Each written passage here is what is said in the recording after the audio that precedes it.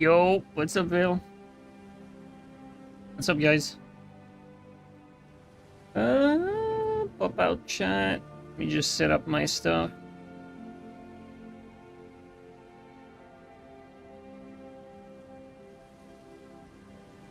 I was just checking if I had my chat set up correctly, and I saw you change the title.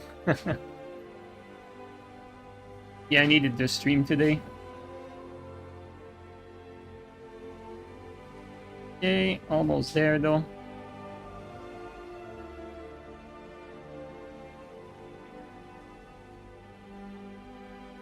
For whatever reason, you can click around my stream. What can you do? Maybe it's because I made you overseer, that's why.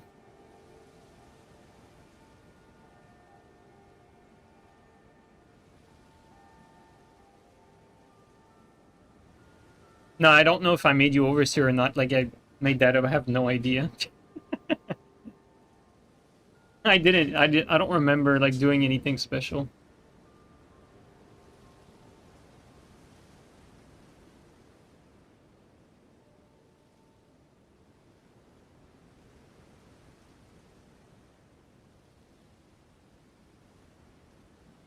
You know what, Vale? I'm actually starting to like Cyberpunk. It's, it reminds me of, like, playing a GTA game. In a sense that, you know, the combat is not great, but the story and, like, the characters and everything else is just so good that you just have to go through with the entire storyline. That's how I feel like right now. And it wants you to play it. I think also, like, the more you, like, I don't know how I feel about the combat, because on one hand, like, you know, obviously I'm playing on the highest difficulty. If I try to play, like, you know, in a fun way, so to speak, where you just, like, go around, jump everywhere, and try to kill everyone, like, jump in the action, whatever, then you're at a very high risk of dying. But if you play, like, logically and sound, a lot of time, actually, like, the most optimal way I found to play is just, you know, the straight-up tactical shooter gameplay where you just, you know, you just hug the corner of a wall and just pop shot people one at a time, or pop shot the enemies one at a time, and you make sure no one can get around you.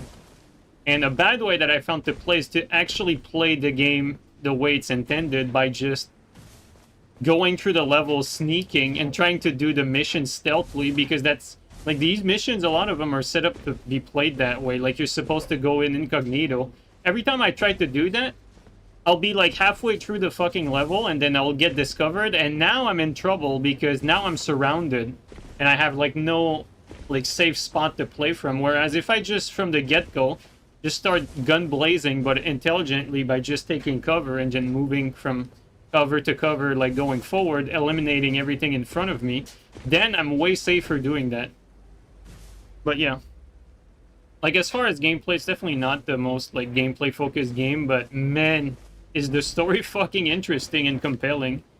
Like, the more I play it, the more I'm thinking, like, holy shit, like, is this the best fucking story I've played so far? Like, Jesus Christ, it's so good. Like, for how good it is, like, it just goes to show that the story is so good, at least so far, that I don't even care about the gameplay. Like, it's the first game that I've considered, like, lowering the difficulty to the lowest possible setting, just so that I can get quicker to the next, like, story bit to see what happens.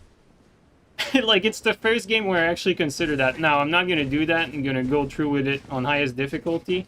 I also considered doing, like, permadeath, but like, after, like, my second playthrough where I died, like, at one point, I realized that it's pretty much impossible to do blind. Like, you can't do that game permadeath blind, because there's a bunch of situations where, like, there are deaths that are, like, borderline unavoidable if you don't know what's coming. So you definitely can't do that one blind for permadeath.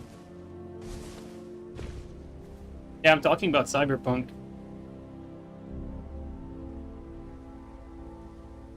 You played when you first came out and you got softlock tutorial four times and refunded. Same here. Like, I refunded I bought Cyberpunk at launch on PlayStation, and I refunded the game It was like the only time PlayStation refunded games too. I took the chance and refunded it. But now like I rebought the game on sale on GOG and I'm playing the game right now, going through it. Side missions, they're not all great. I'd say like a lot of side missions are pretty mediocre, but the main story is fucking amazing, that's for sure. Alright. What do I do?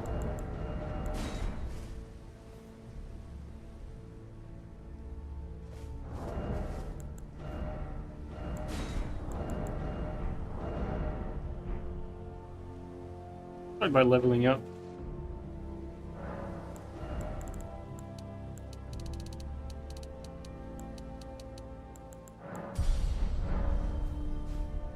First of all, can I get some Zweihander? That are already in my inventory? Okay, yeah, I have a few spare ones. That's what I was wondering.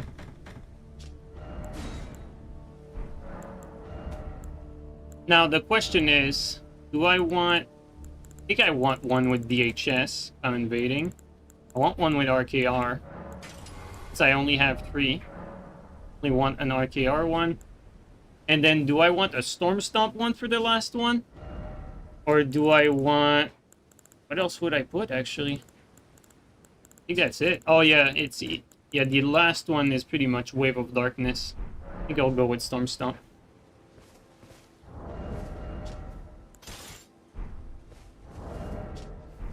And RKR. Also, I'm thinking I want to maximize my crouch damage.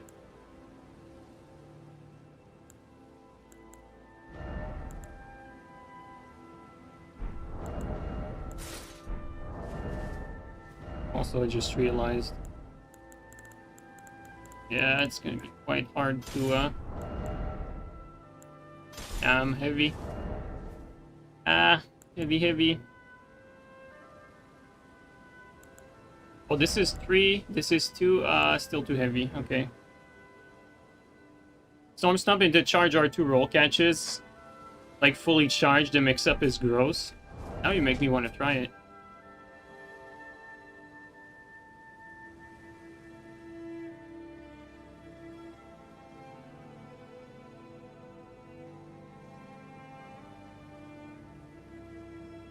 It's crazy, or it's funny how good Storm Stomp is even after the changes. Yeah.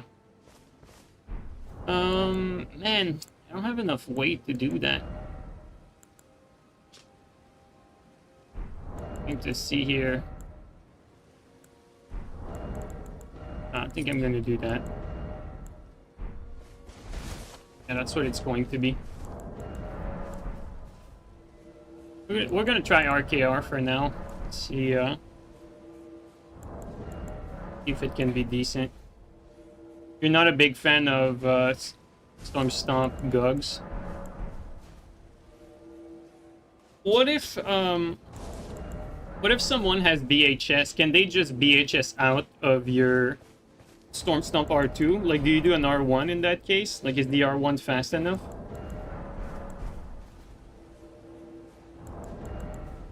You do an R1, okay. You've been a fan of the Wakizashi in the main hand that I've been doing. Yeah, I think when Tarnished Edition comes out, I think what I might do is, like, you know, all these BHS daggers that I have? I think the BHS option that I'm gonna want to keep is actually like a Wakizashi, because I'm a big fan of that R2. I really like it. I know, like, I'll be missing out on crit, but for the amount of time I use these crits, I think the Fire Dagger doesn't have, like, that much crit compared to, like, let's say the Lightning or the Fade Dagger. You went with normal Dagger? Just for the R2? What is the normal Dagger R2, actually? Is it the same? Wait, is normal Dagger, like, the compromise between the two? Are you telling me that you actually, like, thought about this as well? Wait a sec.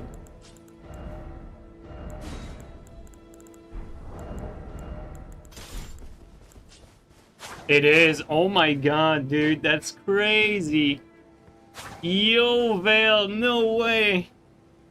Wow. Am I gonna be... I think I'm gonna do the same thing, dude. That's crazy.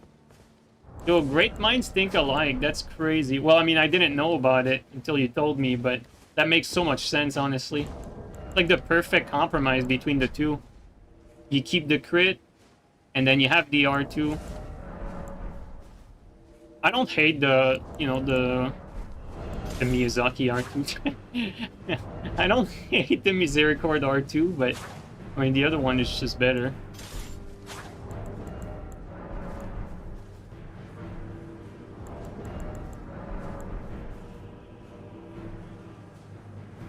It doesn't feel that much shorter either.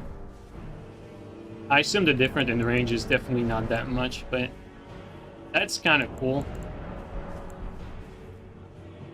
That's kind of cool because it low-key, it's like a throwback to like our Dark Souls 3 style of inventories, because we had like a first row of, you know, the actual dagger. And now, like, unironically, it's gonna go back to the same thing. But not because we want it to be fashionable or nostalgic. It's just because there's legitimately a use case for it. It's crazy. Pikey R2 is same range as Stone Club R1? Really? Damn. I think it has the same stun too, right?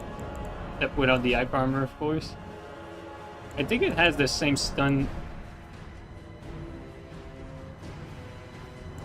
Well, people overestimate the range difference. I think people overestimate the range difference a lot in this game because this game has so much forward momentum in general that it's not like in Dark Souls 3 where everything was very tight. And like a slight difference in range like mattered a lot. Like here in this game, with the jumping attacks, you know, the crazy like forward momentum on everything and the low recovery, like range does not have as much of a significant effect as it had like in the previous game. Like, you know, like the difference between like Goddard and like the other straight sword, like you could feel it like so much, whereas here, you know, like if you play Noble versus like the let's say like the Lord Sworn, like yeah, I mean, you can tell because you've played these games for years, but it's not like not what's going to be like the deciding factor, really.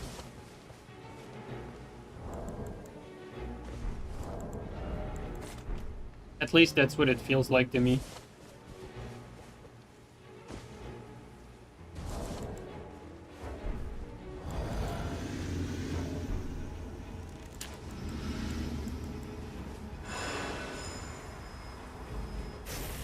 Also, I need to not forget that I am rocking RKR right now. And just start bundling over and over.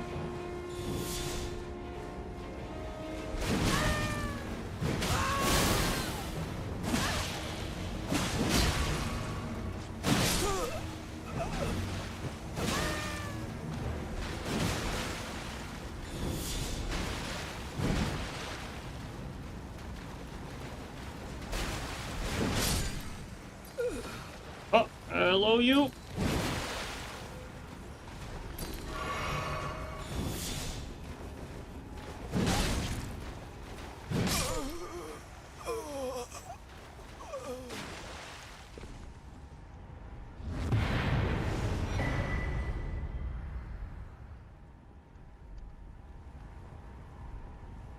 For instance, Giant Crusher, Crouch R1 outranges Googs.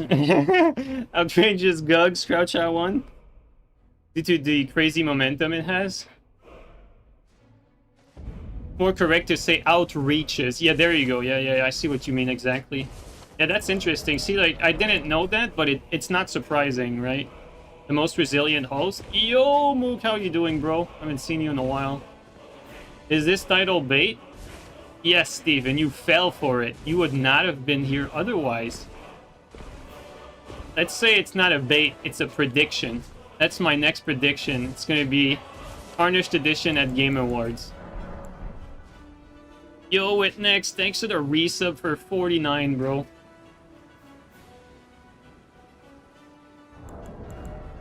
No, but seriously, I think that's the logical next step right now. Like, from where we stand, no news about Tarnished Edition, even though like we know the game has been like showcased on Switch 2. I think the next logical step is going to be like Game Awards. Now that Tarnished Edition runs at 30 FPS on Switch 2, it's ready to be released. Yeah, exactly. Tarnished Edition, dude. Because we're so fucking hungry for something.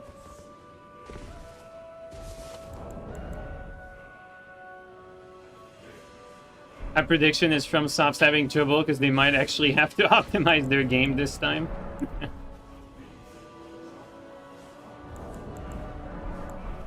It do be like that.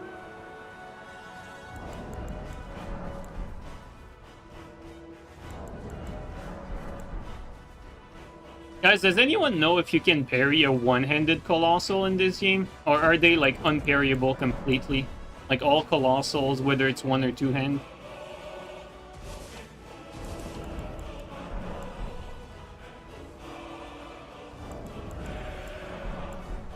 You can parry one-handed? Okay.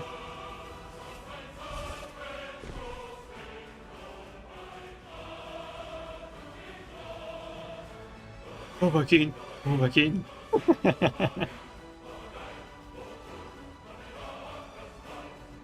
And that's crazy that I did not even know that.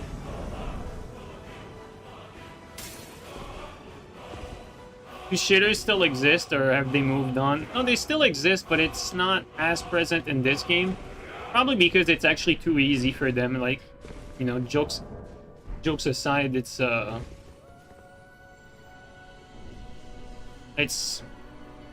must not be very like entertaining to gank in this game, like all things considered, given how easy it is. Because, you know, like, even though, like, it was always about griefing, it's not fun for them if the invader can't even struggle a little bit, so... So, like, for instance, a good example, like, I don't see, like, 3v1 ganking anymore. Like, when you see shitters, it's always 2v1. Why? Because, like, even they agree that 3v1 is, like, too much in this game. Like, they understand that the invader can't do anything. So even like shitters, when they want to destroy you, they don't even go as far as 3v1. They only they stop at 2v1 because the game is queued like that. So that's just one example. Like, I've not seen like a 3v1 from shitters in a long time. You know, like you see PvEers and like Kevins or like less experienced players. You know, they will 3v1 you, but that's just because they were playing the game, you know. And if you get, like, quote-unquote, a gank squad that are 3v1, usually they're, like, significantly worse at the game than what you'd get from a 2v1. That's my experience.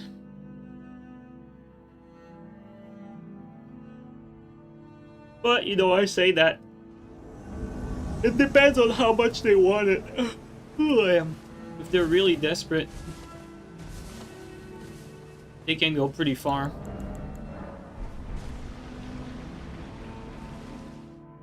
I think they know that people will just sever out in a 3v1. Yeah, maybe that too, actually, because the invaders kind of understand that, you know, in a 3v1, you can't really do much. Like, if the people you're fighting, like, have a clue, it's like, let's be real here. Like, you know, when we win 3v1, it's because the people we're fighting are, like, beyond, like, new to the game. Like, they don't know what they're doing. You don't know which button to press, and that's really the only thing that's giving you a chance. It's that. And also the fact that, you know, you're decent at the game and you've been doing that for a while, but I think you guys know what I mean.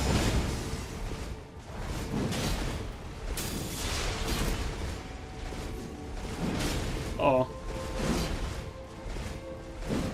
Oh my god. Please die. Yo, Steel, thanks for the raid. Welcome in, guys. Well, this is how the cookie crumbles. Yeah, thanks, Steel. I just started. I needed to stream today. Not that I wanted to, but you know, it is what it is. I'd rather do that than work in a mine. Just fucking mining ore all day. I don't know why I picked that example, but probably because I considered that at some point. Any Minecraft players in chat? I'm just joking.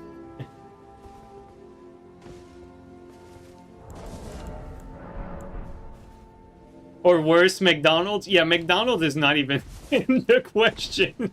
There's no fucking way, dude. I'm not putting the fries in the bag. Like, no way. You're not gonna see me doing that. Hell no. Yo, baby turtle, how you doing, man?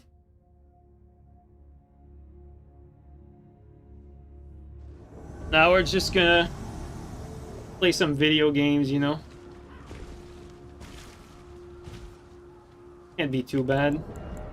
Let's respawn though.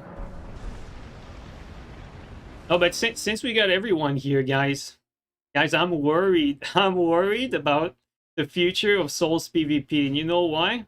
Because the more time passes, the more unsure I am that we're gonna get like another mainline Souls-like game from FromSoftware with like PvP as a semi-focused, let's put it that way, or just with PvP at all.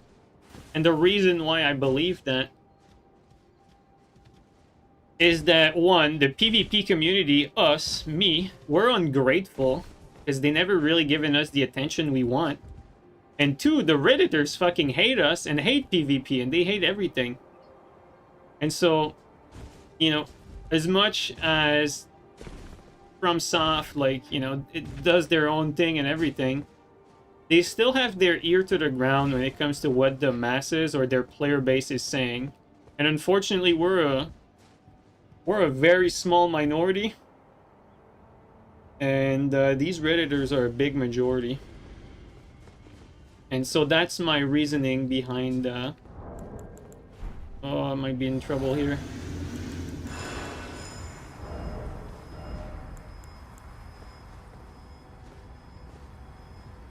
Where are they?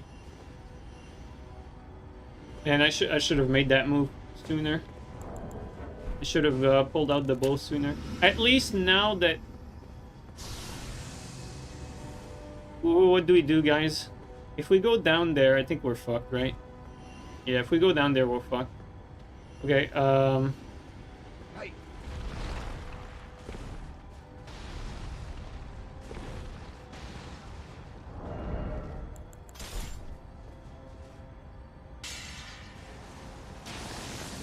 Mr. Penguin.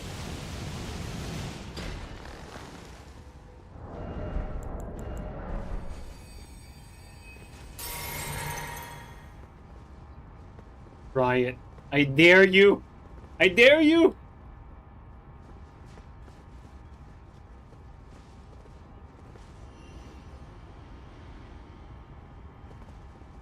Oh my god, guys. He wants it, but he's not doing it.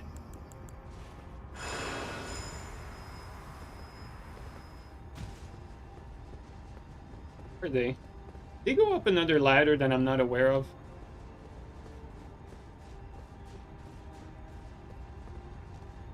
Well, not yet. Is it going to be their strat? Double ladder? Guys, is there another ladder besides these two? I don't think so, right? I think those are the two only ones. I mean, we can't hear them. They're close to us.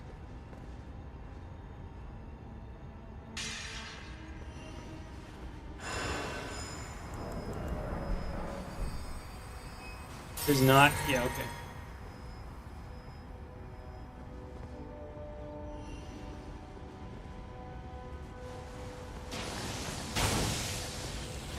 I feel like he heard it.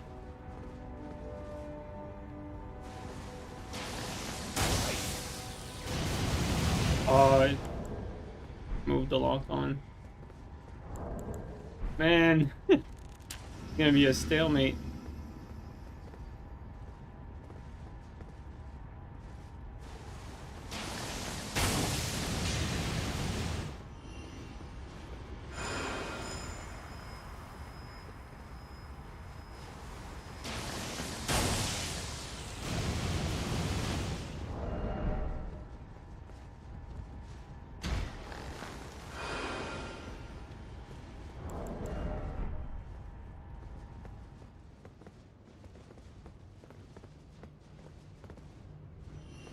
Well, guys, compelling gameplay.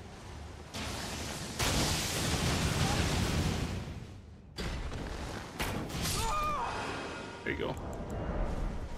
They made the first move. Now we go down.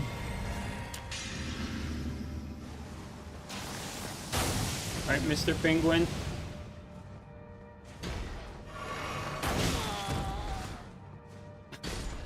Of course, the DC. Couldn't have it any other way.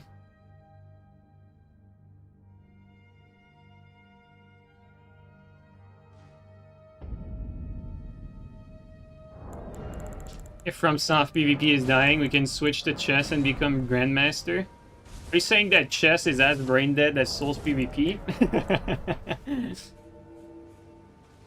Happy for Oliveira, I guess? What happened to Oliveira? Is he going to be fighting at the White House? As I mean, he is probably my favorite fighter, honestly. Like, from the backstory to his skill set, his resilience. Such a great fighter, man.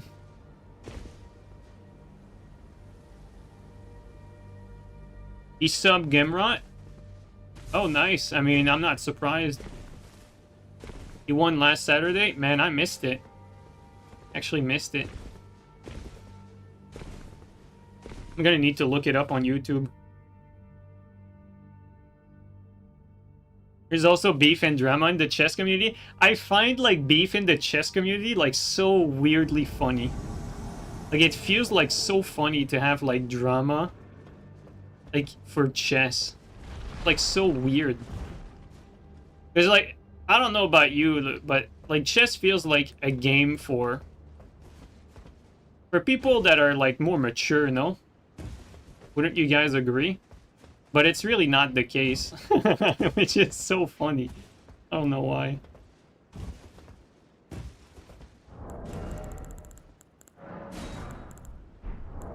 There's one thing I need to do. Okay, we're gonna get rid of one of our big pot. I can find it. This one. And then craft one. Okay, there you go. Wait, am I seeing this correctly? No, that's a crab. I'm not seeing this correct.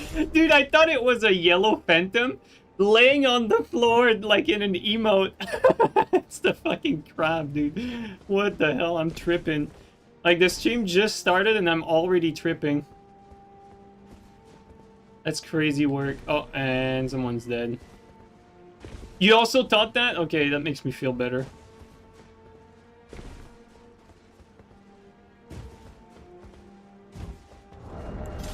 Well, this poor host is certainly in a bad spot. He doesn't know where he's going, though. Oh.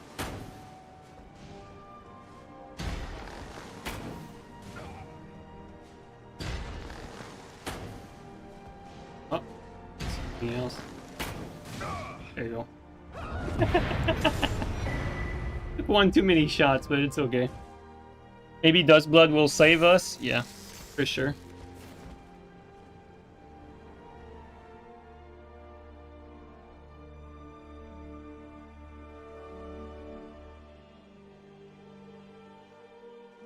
The little screams are the best part? Yeah.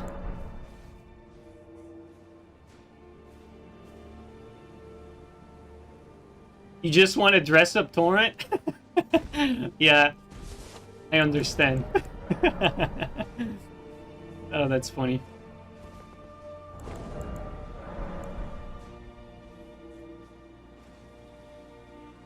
Always assume the worst when it comes to FromSoft and invasions. Unfortunately true. Unfortunately. And you know, guys, even if we're lucky and we actually do get another mainline Souls game that is going to have PvP, like, what is your level of confidence for how that PvP is going to turn out? Like, let's be real here. How do you get better at fighting ganks? Unfortunately in this game, I think you just have a build that can one-shot and then hope for the best. Unfortunately, it's not like other Souls game where it could give you a science to it, a playbook. For this one, it's more like, just have a good build ready. And then we'll see how it goes afterward.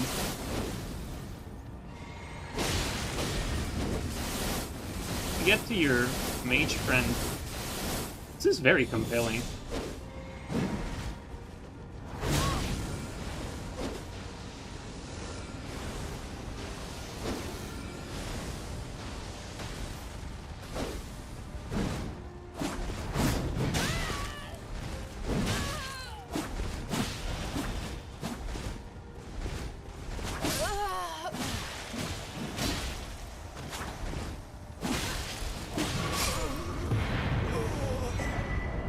Alright. If the same team isn't involved, we should be fine, hopefully. Yeah, that's a good point, though. That's a good point, because at least we know for sure that the way FromSoftware operates at the moment is they have, like, one studio and a few different teams working on different projects. And, I mean, I could be wrong on that, but there is, like, a fair... You know, I think they have, like, a fair share of autonomy. Like, Miyazaki have talked about in interviews how he wants to give, like, creative freedom to his team. Sorry. And so you could look at it as a good thing. However, I'm gonna be honest with you, when I look at games like Nightreign, as much as I actually really like Nightreign, I think it's a fun idea, fun concept. There's a clear... you know, it's a clear different direction than what I'm looking for in FromSoftware games. So yeah. Okay, let me read some other stuff. Lords of the Fallen 2 is coming in 2026. Let's hope that it will have better PvP. Oh, my friend, are you going to be disappointed? Unfortunately, I don't think Lords of the Fallen 2 is going to have good PvP, and no matter how much they try, they just do not have the right way to or the right approach to their networking, like the way like people connect to each other. They use the base like UE5, one player as a server, and unfortunately it's just, if you want the PvP to be decent, as much as people shit on FromSoft, you have to do it like FromSoft. Otherwise it's not going to be a good experience. It's going to be like what you saw in Lords of the Fallen to this day. Like, it's not the way, like, it's the way to do PvP for like shooting, like a small shooting game. It would be perfect, but for melee games that have stun, it doesn't work, unfortunately. So don't hold too much value into Lords of the Fallen 2 PvP, unfortunately. As much as I actually really like the head of the studio, and you know, I think they're cool people and everything, unfortunately I'm not very confident in the PvP for that game. But you never know. Maybe they're gonna do a 360 and invest the time and resources to shape up the PvP, but I don't think so, because when I talked to them, because I got the chance to talk to them, it was clear that they wanted PvP, and they had like a vision of a game that had PvP, but they're not like these PvP passionate guy that actually play it. Or like, you know, that it's their main activity, so to speak. So they're never gonna give it like the full attention that they would for other parts of the game, or make decisions based around the PvP, because that's ultimately what Souls PvP need. It needs decisions that are based around it. And for FromSoftware, they're already starting to a place where they have a head start, right? They have a bunch of mechanics in place. You know, they have a lot of groundwork that's already done, which is something that Lords of the Fallen devs and Hexwork and CI games, like, now with the first Lord of the Fallen, they're able to have a little bit more groundwork, but unfortunately they're coming from a very far away spot compared to FromSoft, and I'd say the biggest hurdle in terms of development time and resource is to set up the game so that it's actually a peer-to-peer game in the UE5 engine. That's really like the main issue that's gonna always hinder the PvP. And to be honest, it also makes PvE better, if you ask me, but that's another topic. I mean, PvE can work fine with the way UE5 is set up with the player server thing, but yeah, it is what it is. It's a little more technical than that, but it's don't hold your breath for PvP. Like, you know, I'm sure they're gonna make Lords of the Fallen 2 like better PvE wise than the first Lords of the Fallen. They're probably gonna improve on some things. It's probably gonna be a positive iteration over the next one, but as far as PvP is concerned, I have zero expectations or hope for the Lords of the Fallen 2 PvP. They certainly did not show me anything to get excited for with the last one and the way they were approaching it, that's for sure. You know, like, it's one thing to ask, you know, my opinion and Steel's opinion on how to balance their game, but if they're gonna give pushback to stuff that we say when we actually do know better than them with stuff that's regarding, like, balance. And my biggest example is how we had to push back for roll distance. And then eventually, like, fucking years later, they release a patch that gets the roll, like, way shorter, just like how we told them, like, when the game, or before the game launched. And it took them, like, over a year to, like, accept, so to speak, that feedback. They're not gonna get anywhere PvP-wise with that approach. It, like, you know, it's gonna sound, like, arrogant from, like, coming from me because, you know, like, I'm saying that I know better, but it's the truth. Like, they're gonna have to be very humble in their approach if they actually want good PvP. And if they're not the type of guy that actually play and know PvP, right? Like, if you had a studio of devs who actually, like, live and breathe PvP, then they wouldn't need any feedback from anyone.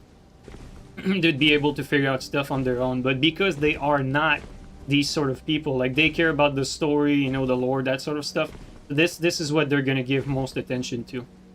When it comes to PvP, like, if you're not that type of person and you want your game to be like a massive PvP success, then you have to turn around and do everything that the PvP gods say, right? And the PvP gods in that situation are still an eye. It is what it is, guys. But jokes aside, though, you need to listen to feedback if you're clueless about how PvP should be handled. There's no way around it. It is what it is. So, with that being said, bottom line is, I don't think they care that much about PvP. They want PvP in their game, but it's not their focus. And it's fine. It's perfectly fine. Not every game needs to have a PvP focus, so... But when it comes to you guys, don't expect anything PvP coming from that game. That's all I'm gonna say.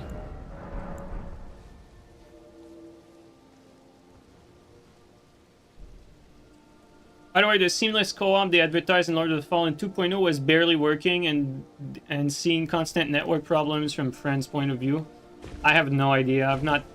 I have not gotten back to this game, but from my experience prior to the game's launch, you know, they were putting a lot of effort into, like, making everything right, but unfortunately, like, at that point it was too late. Like, they were too far up development. They needed to release the product. Like, I remember, like, I had this discussion with them where I told them, you know, guys, like, if I was you, I would not even release PvP for that game. But I mean, I said that it's easy for me to say that. Like, they had fucking marketed PvP. Like, they couldn't, like, they'd probably open themselves up to, like, fucking lawsuits and shit if they, like, advertise it and don't release PvP, right? So it was too late. But at that point for the next one, given how they set up everything, I don't know if I was them, if I would release a PvP portion for their game, because it just doesn't work. They need to redo the way the networking is handled, and it takes a lot of resources to do that because UE5 is not set up to work with a true peer-to-peer system. Like, you need to fucking build your own fucking Frankenstein and stitch it to the engine. And that's definitely not something that a smaller scale studio like Hexwork has the resources to do, basically.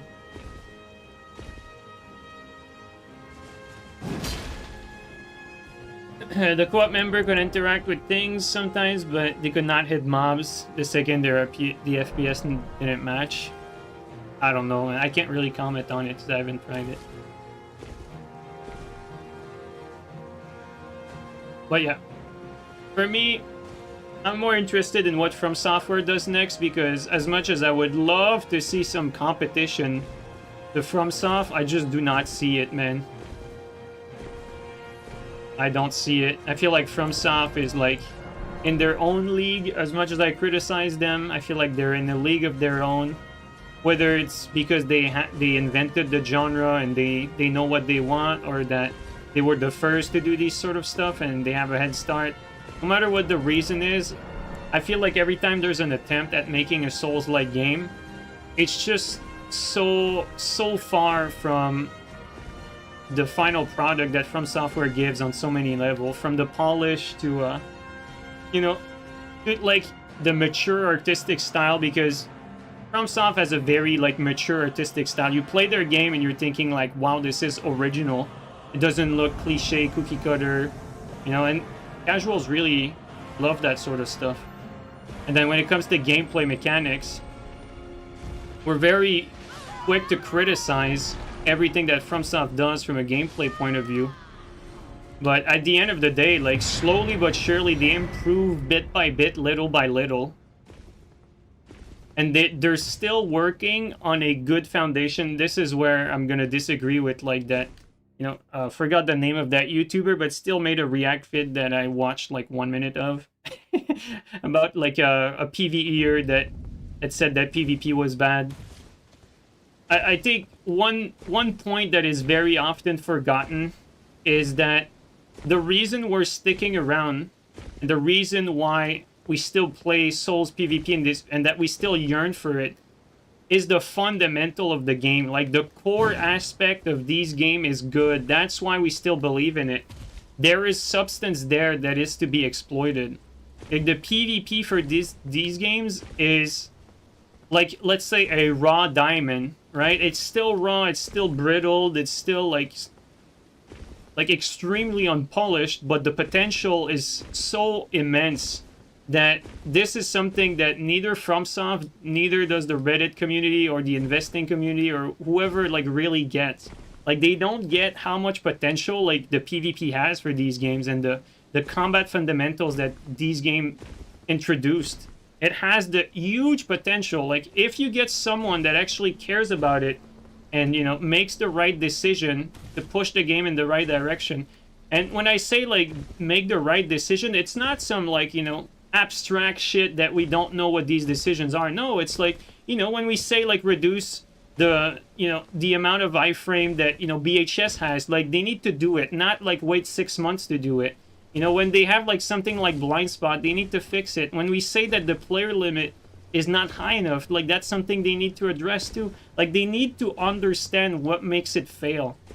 And way beyond that, they need to introduce a proper way for these newer players to get, like, accustomed to PvP and, like, get them into the gameplay loop, and they need a reward system for that. You can't just have PvP just be this thing that you just do for no reason. You need some sort of reward incentive, especially for PvEers to kill PvPers. One thing that's huge that I really respect about what Souls game have done to this day is foster this very fucking tribal aspect of invader versus gankers, PvEers versus PvPers. And as much as, you know, everyone wants everyone to be happy, a clear way to success for FromSoft is to have their game be that tribalism where the PvPers hate the PvEers and the PvEers hate the PvPers, but you crank it up to 100. You make it worth their while for PvEers to destroy the PvPers. And you make it worth their while for the opposite as well. That's how you push the PvP forward. You create this tribalism and this community aspect, and you have like two divided camp that want to, you know, destroy each other. That's how you do it. You know, and it would work so well because it's ingrained on a fundamental, like, psychological level. That's what we had a taste of with Dark Souls 3. The only issue lies that you can't have it like that and be like one-sided. Like for instance in Elden Ring, that can't exist because the moment gankers decide to grief, there's nothing the invaders can do to stop it. So you need, even if you're introducing asymmetrical gameplay, because this is what invasions are, you need some sort of, you need some sort of balance still. And we know what that balance is. Like, you can't have an invader play by himself against multiple people. It needs to be 3v2, it needs to be 4v2, but it cannot be 1v3 or 1v2. It's just the nature of things. But yeah, that's my spiel, guys. All right, let's stop the yapping. Keep invading. Medios, thank you so much for the resub, the prime resub for 28, man. I'm glad you're still around, Medios, after all this fucking time. You have good patience, Medios, I'll tell you that much. Thanks a lot, man. Funnily enough, there was foundation for it in Elden Ring. The samurai dude that summons himself into your world once the red invades Lingrave. Yeah, I mean, it's too, like, this is too little. I see exactly what you mean. Like, it's a good, like, introduction to the concept for someone who's never PvP'd before. But it's only, like, the first step. Like, they needed to go, like, way further than that. They didn't even give the dude the correct color.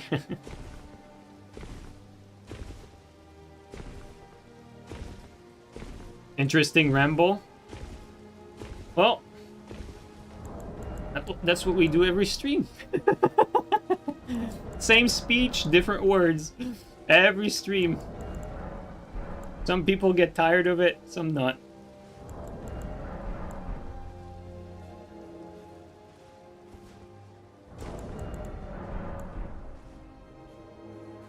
Yo, Alluvial, thank you so much for the resub, man. Thank you so much for the resub for a year and a half, bro. While we wait for the invasion that don't exist, so true. Actually, speaking of invasion that don't exist, invade from here.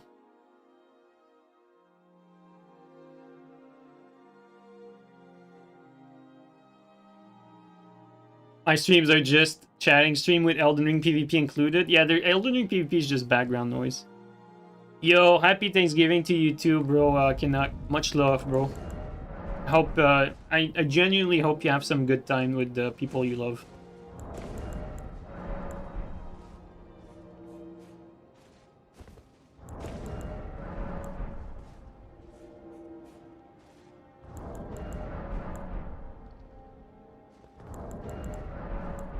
Pretty crazy though, right, guys? The amount of, or the lack of activity that there is. It's it's very fucking bad. There you go.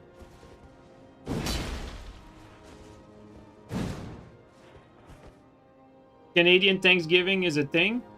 Like, Thanksgiving at the start was like celebrating like the harvesting.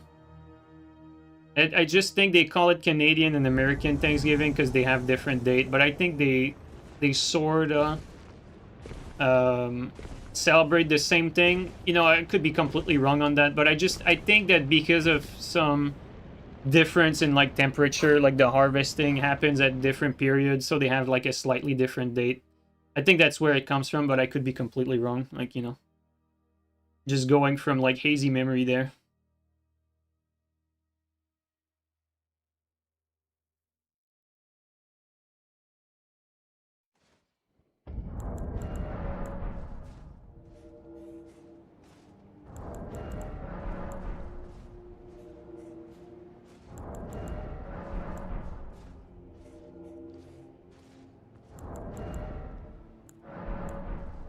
Sparing the bloody finger only to get fogwalled?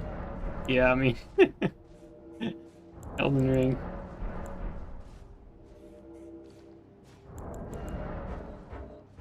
I think, guys, guys, don't give up, because check this out. When Tarnished Edition drops, you know, either we get the announcement at the Game Awards, or either it drops at the Game Awards. When that happens, we're gonna be doing some no Skadoodoo co-op on Elden Ring in the DLC. And hopefully we go through the game a bunch of times and we get to NG +7, no Skadoodoo. And then we have like a massive challenge to beat with chat where we have to like beat all these DLC bosses on no Skadoodoo, like NG +7. That is going to be irrelevant to the amount of activity that this game has. So it should be fun.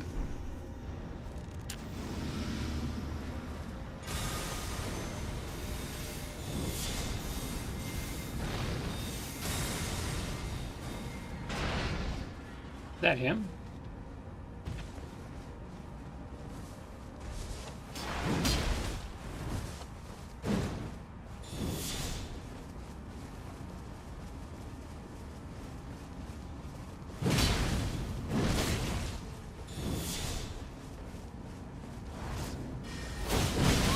Yo, he tanked it! No! Yo! Bro, he had the poise physic, the fucking bastard. Yo, he ate my input, I'm not joking! Oh my god! Bro, I almost got fluked again! Yo, I stood in front of him and he just straight up ate the input. That's fucked up, man.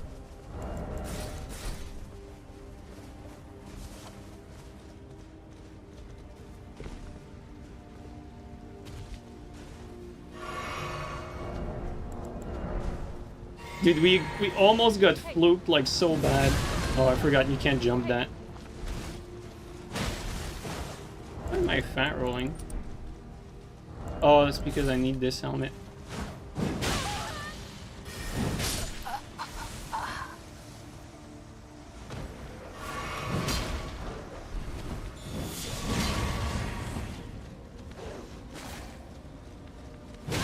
Oh wow, the range there, that was elevation at its finest.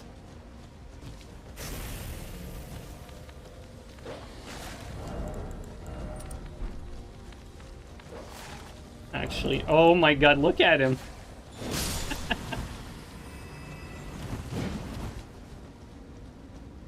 He's using the PvP sword, guys. Oh, little lag there.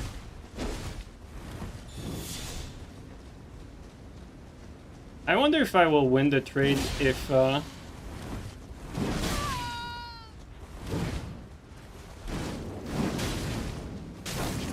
stam to dodge that.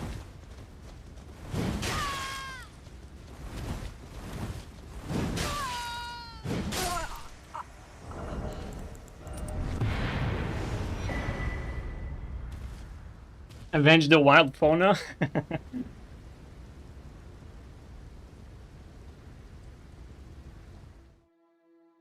Dude, I almost died to like the worst fucking thing. A blue in Millennia cosplay doing the waterfall dance.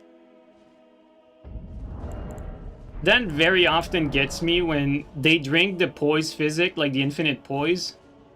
And it just lets them tank everything, and then I'm banking on the fact that I'm gonna stun them. And if I don't stun them, then you get hit for massive damage. That basically happened there. If you fully charge, I would have won. Yeah, that's true. But I don't know. I felt like fully charging it would have been more risky. Because I didn't want to get interrupted. But yeah, I mean, he had infinite poise, so... With fully charged, I would have killed him, that's for sure.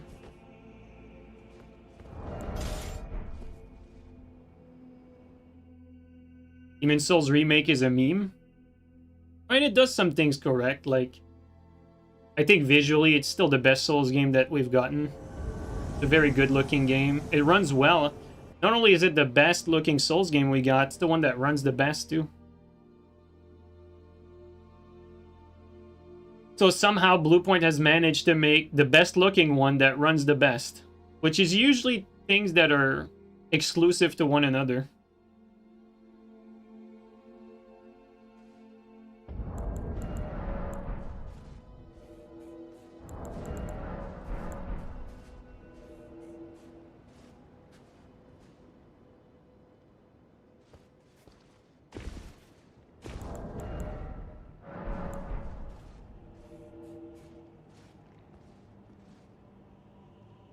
Mario and Unreal.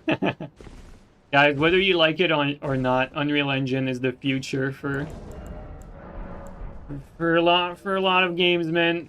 It's Unreal is the future. It's I know people don't like it because it has a lot of flaws, but I'll say one thing. The development for Unreal is going at a very good pace.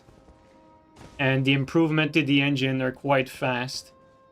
And it's far from the other engine, I feel, in terms of like future-proof tech.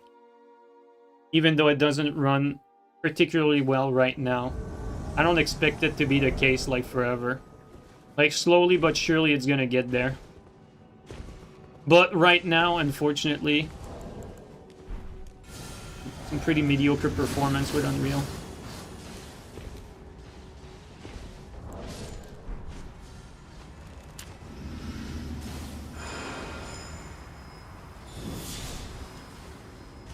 Alright, Alex.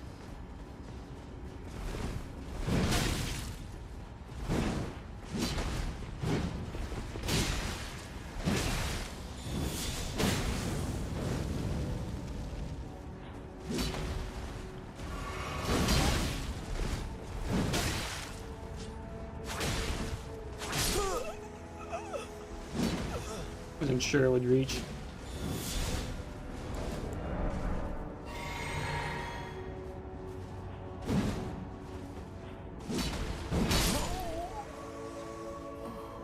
I haven't played with RKR for a while.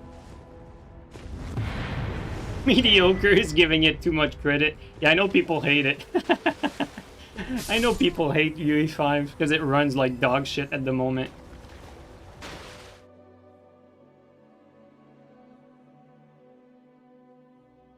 But you have to understand, though, that it makes it so much easier for developers to develop their game, like, especially for indie devs. I mean, even for big developers like AAA devs. Like, let me lay it out, all right? UE5 is right now very stuttery because it has shader compilation issue. They're working on it, but it's a difficult problem to solve. And it introduces basically a lot of stutters, and that's what people hate the most about it. Okay? Now, the positive that UE5 has is, first of all, it costs nothing for indie developers to use. And it's basically right on top technology-wise. So, like, it's the best engine you can get for free, basically. Now, after that, it's easy to develop, and that's in part connected to the last point I made. It's easy to develop on because you have so much resources because the community that uses it is so large.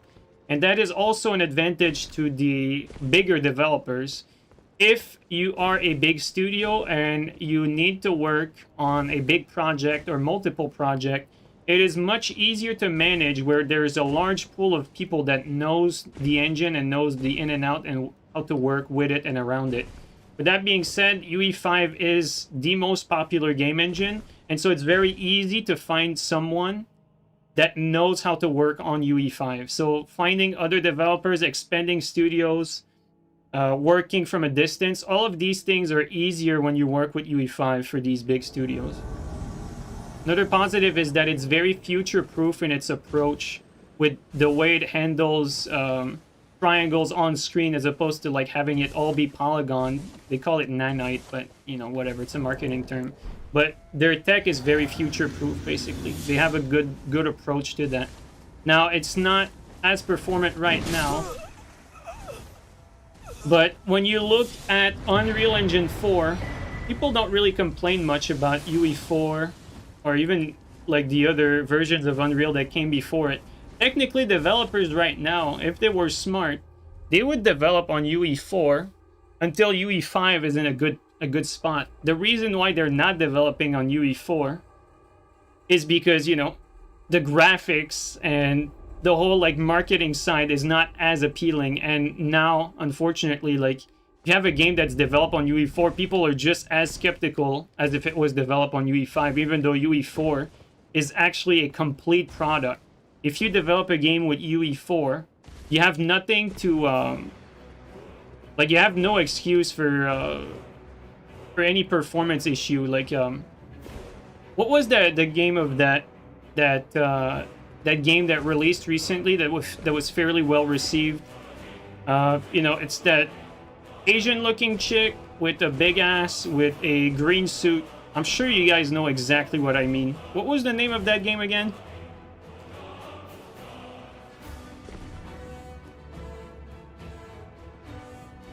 Stellar Blade. Thank you guys. There you go. I knew you guys would find it.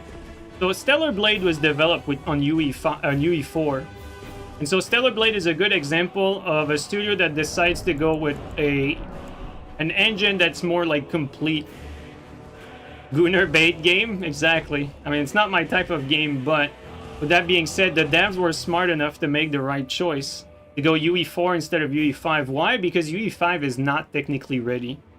No way you didn't play it, G? No, I actually didn't play it. Bro.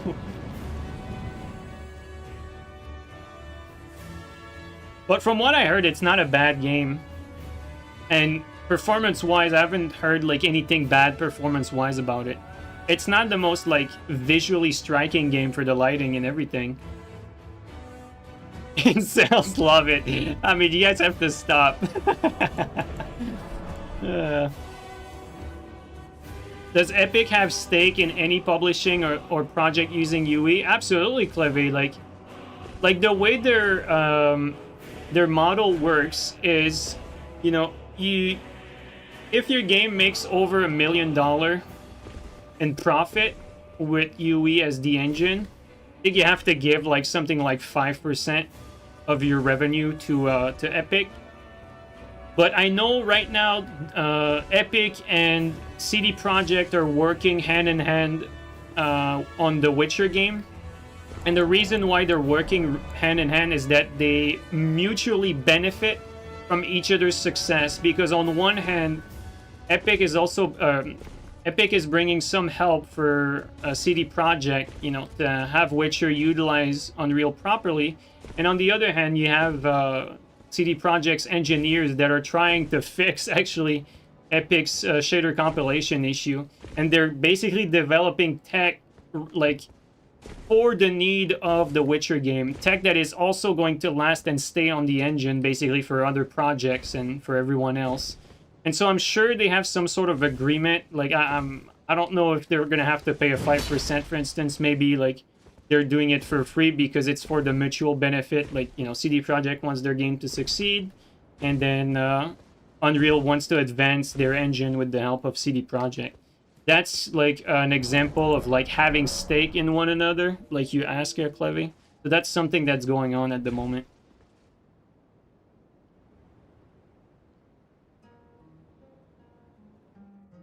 Also, there's that critique of like Unreal games looking similar to one another. I think part of it is that Unreal is so easily accessible that, you know, it introduces like lower quality because everyone can actually do something on Unreal. Whereas if they were using another engine, they would not be skilled enough to pull together a team and finish a project. So I think you're going to get some lower quality because of that. And more specifically, like you're going to get situations where every small studio is going to use all the free assets that are basically repeated throughout different projects. And when I say different projects, I mean like, you know, whether it's Lies of P, whether it's, I don't know, Lords of the Fallen. Like all these games, I actually don't know if Lies of P is on UE5, but like all these games basically use the same like mega scan assets for like a lot of their environment. For instance, there's not that much that's made like in-house for cost saving and all that stuff. And the same way, like not a lot of them make their own LUT. A LUT is basically like sort of the color identity of the game. Like you can think of it as like some sort of filter that you apply on top of a game that basically dictates how green is a green, how blue is a blue, and like the depth of the color palette of the game, that sort of stuff.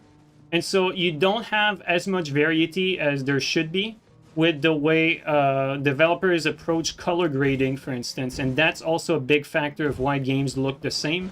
Because if you're not like a big AAA studio, you're not going to have as much resources that's going to be poured on color grading. So small things like that give games their identity.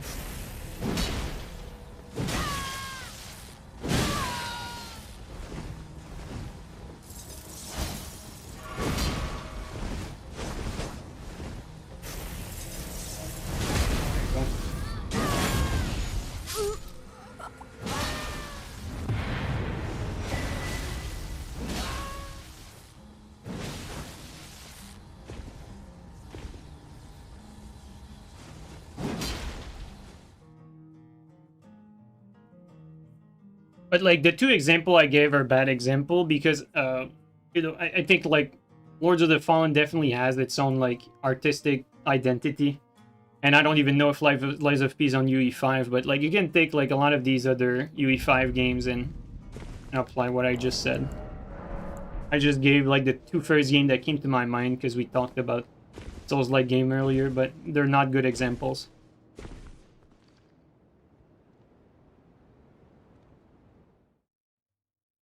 The ease of development is the main issue that's causing the performance problem. Use of Lumen ray tracing kills performance. Oh yeah, absolutely. That's why I said that a lot of devs technically should be using UE4 because it's a complete and finished package at the moment. But you don't have the sweet goodies of the beautiful ray tracing or Lumen visuals, right? So this is what happens. Now it's raining and we're on water, so I'm actually curious. Let's compare the damage with raining and... Oh, never mind. He's not on water anymore. Now he's on water. Oh, wow. He dodged that. Okay, well. Unfortunate. I wanted to test the damage. I mean, we can test it with the host. Like, I wanted to see the difference in damage between... like a lightning bundle in water while it's raining versus RKR. I wanted to see like if RKR does more damage than the lightning bundle given that it's raining and we're in water. Test completed. 33 souls? Was it what I got? 33 souls. Bro, that's so sad. I feel like, guys, the last invasion, we witnessed a broken friendship, and let me explain why. Why was the host not helping his friend catch up to him? Because we know the host is going to be around my level.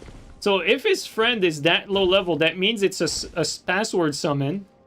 And so why isn't the host helping his friend get to the game a little bit further? Guys, this was a toxic relationship between the host and his summon. That's what we witnessed. The host should have been helping his buddy there. This poor guy had a starting build.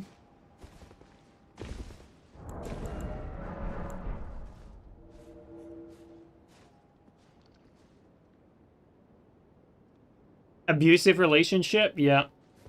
You know that the host was the one wearing the pants.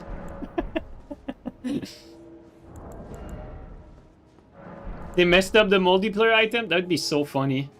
It'd actually be so funny if like they thought that the one putting the sign was like the other guy for the world and whatever. That'd actually be funny. Is this the Tarnished Edition waiting room? Absolutely, dude. We're just talking and there's some attempt invasion going on in the background.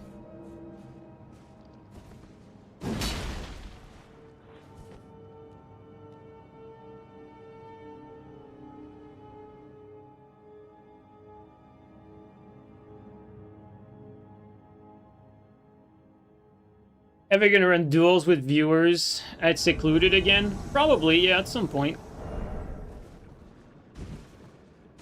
I think Alluvial, the main reason why I don't do it is that I basically have or had like no positive comments or people that like for instance, I made like one vid that was more focused on duels recently, and it was like my least watch vid basically, right?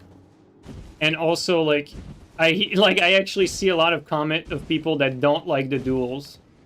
And so the reason why I'm doing 2v2s is 2v2s are very easy like filler to like artificially like lengthen vids. And so that's why I do them. But for the most part, people care about invasion. And, you know, like like I'm not playing this game because I like it. I'm playing it just to keep the channel active until we get something better. But with that being said,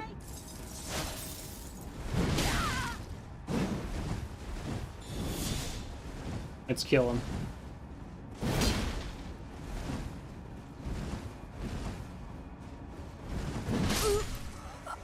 A good fight.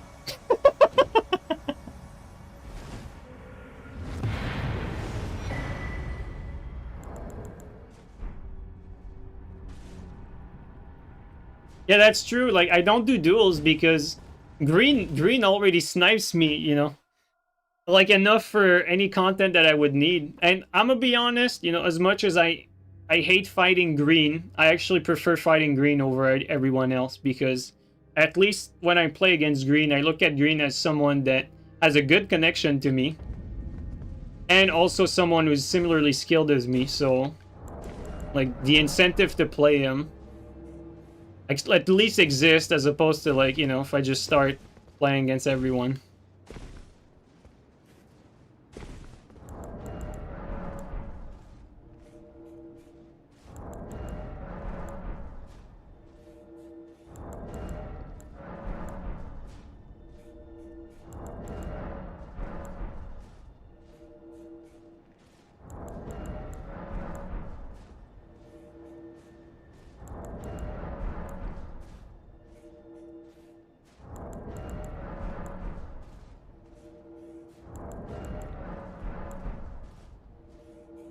Most of the good PSN duelists have moved on. Yeah, all three of them. I don't know how many there are, but I just had to say that.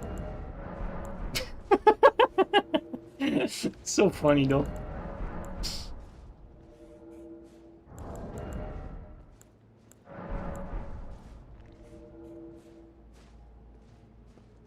I bet it's super awkward to learn that some of your longtime viewers have super annoying playstyle and shitnet on live on stream. Yeah, Daylight, you're absolute.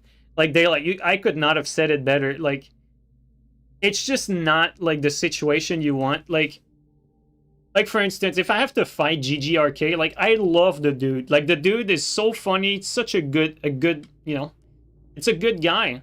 But, like, I'm gonna go nuts if I have to fight his Australian connection. You know what I mean?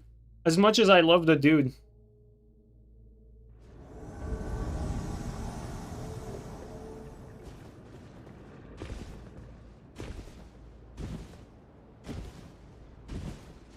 %90 of chat is composed of shitter. I believe it. Or is he? I mean, he's probably doing something more constructive.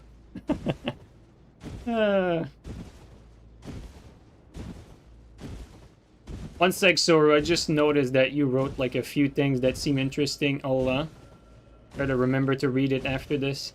Or actually, I could read it right now. There's no rush. The ease of development's the main issue. You get those visuals though on UE4. You get them on every engine, including UE5. Issue arises when they use Lumen, fast shortcut. There's plenty of light casting and shadow drawing solution that have been in use since early 2010. I don't know if I agree with that. Like, clearly, like, I know that you know what you're talking about, but on the other hand, I mean, UE4 does not have Lumen. Like, I don't think Lumen looks that amazing, but it certainly looks better than, like, even the best, like, baked lighting. Do we have, yeah, we have a teammate. Oh, shit, it's,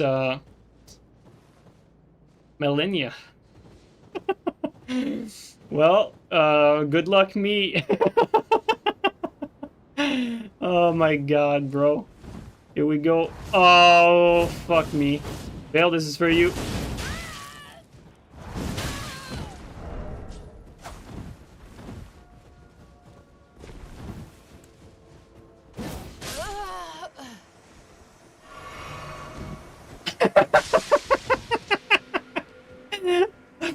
I love how he just decided to attack me, but that's actually funny. Oh my god. I think these guys were waiting for a 2v2, so I'll wait for a teammate. But that was a weird interaction.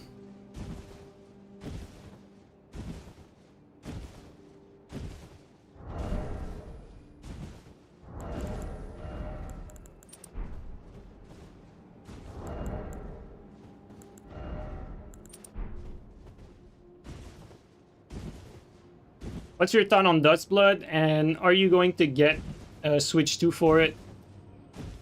Duskblood is like one of those few games where I feel like some aversion to it. Like, I feel averse to Duskblood because, one, it's basically what I what I wanted for so long, like a PvP focused FromSoftware game, but it's set up for such failure that I feel like FromSoft doesn't even deserve success for that project because they fucking released a PvP-focused game on Switch 2, dude. Like, how backward is that?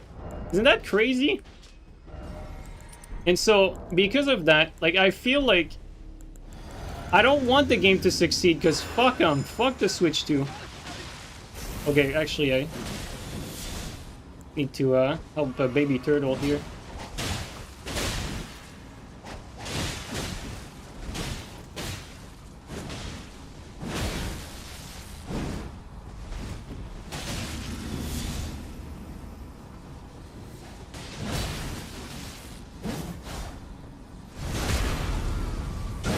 It's not that much damage, like 600 damage for like an RKR BS.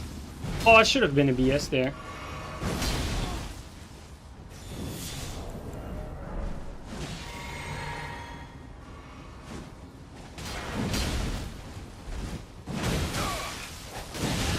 Oh, baby turtle, no. Not like these 2v2s where there's no friendly fire.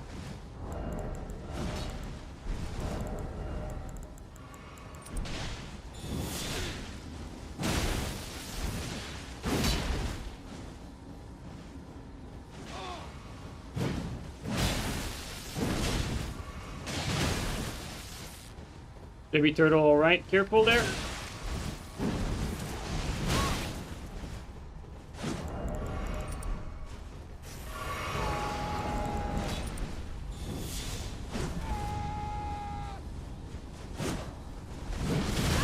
Oh wow, he double rolled my hit.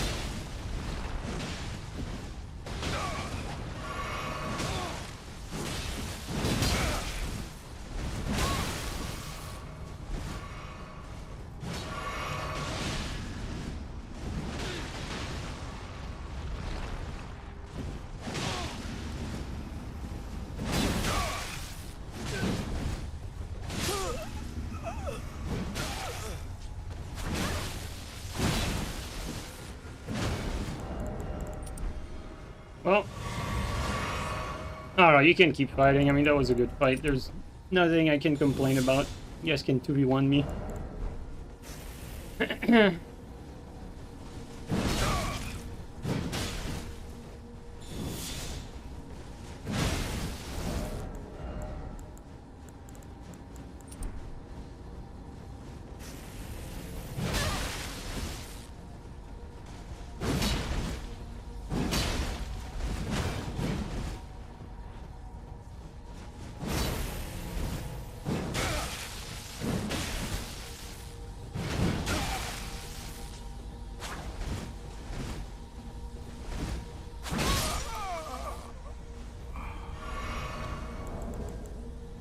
Or you guys could have 2v1 me, honestly.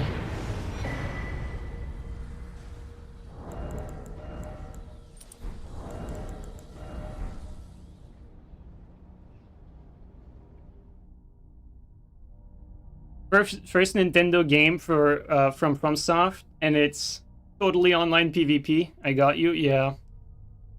Because, like, you know, I want FromSoft to be successful. And I want FromSoft PvP to be successful because I like it. I like FromSoft PvP. Like, at the end of the day, I think there's some real substance to it. And I want them to improve upon it, spend the time, resources, energy to make it as good as it can be. So I want that success. However, I feel frustrated that like Duskblood coming for Switch 2 exclusively seems like setting up the PvP for failure. That's what it looks like to me. Like it's set up to fail.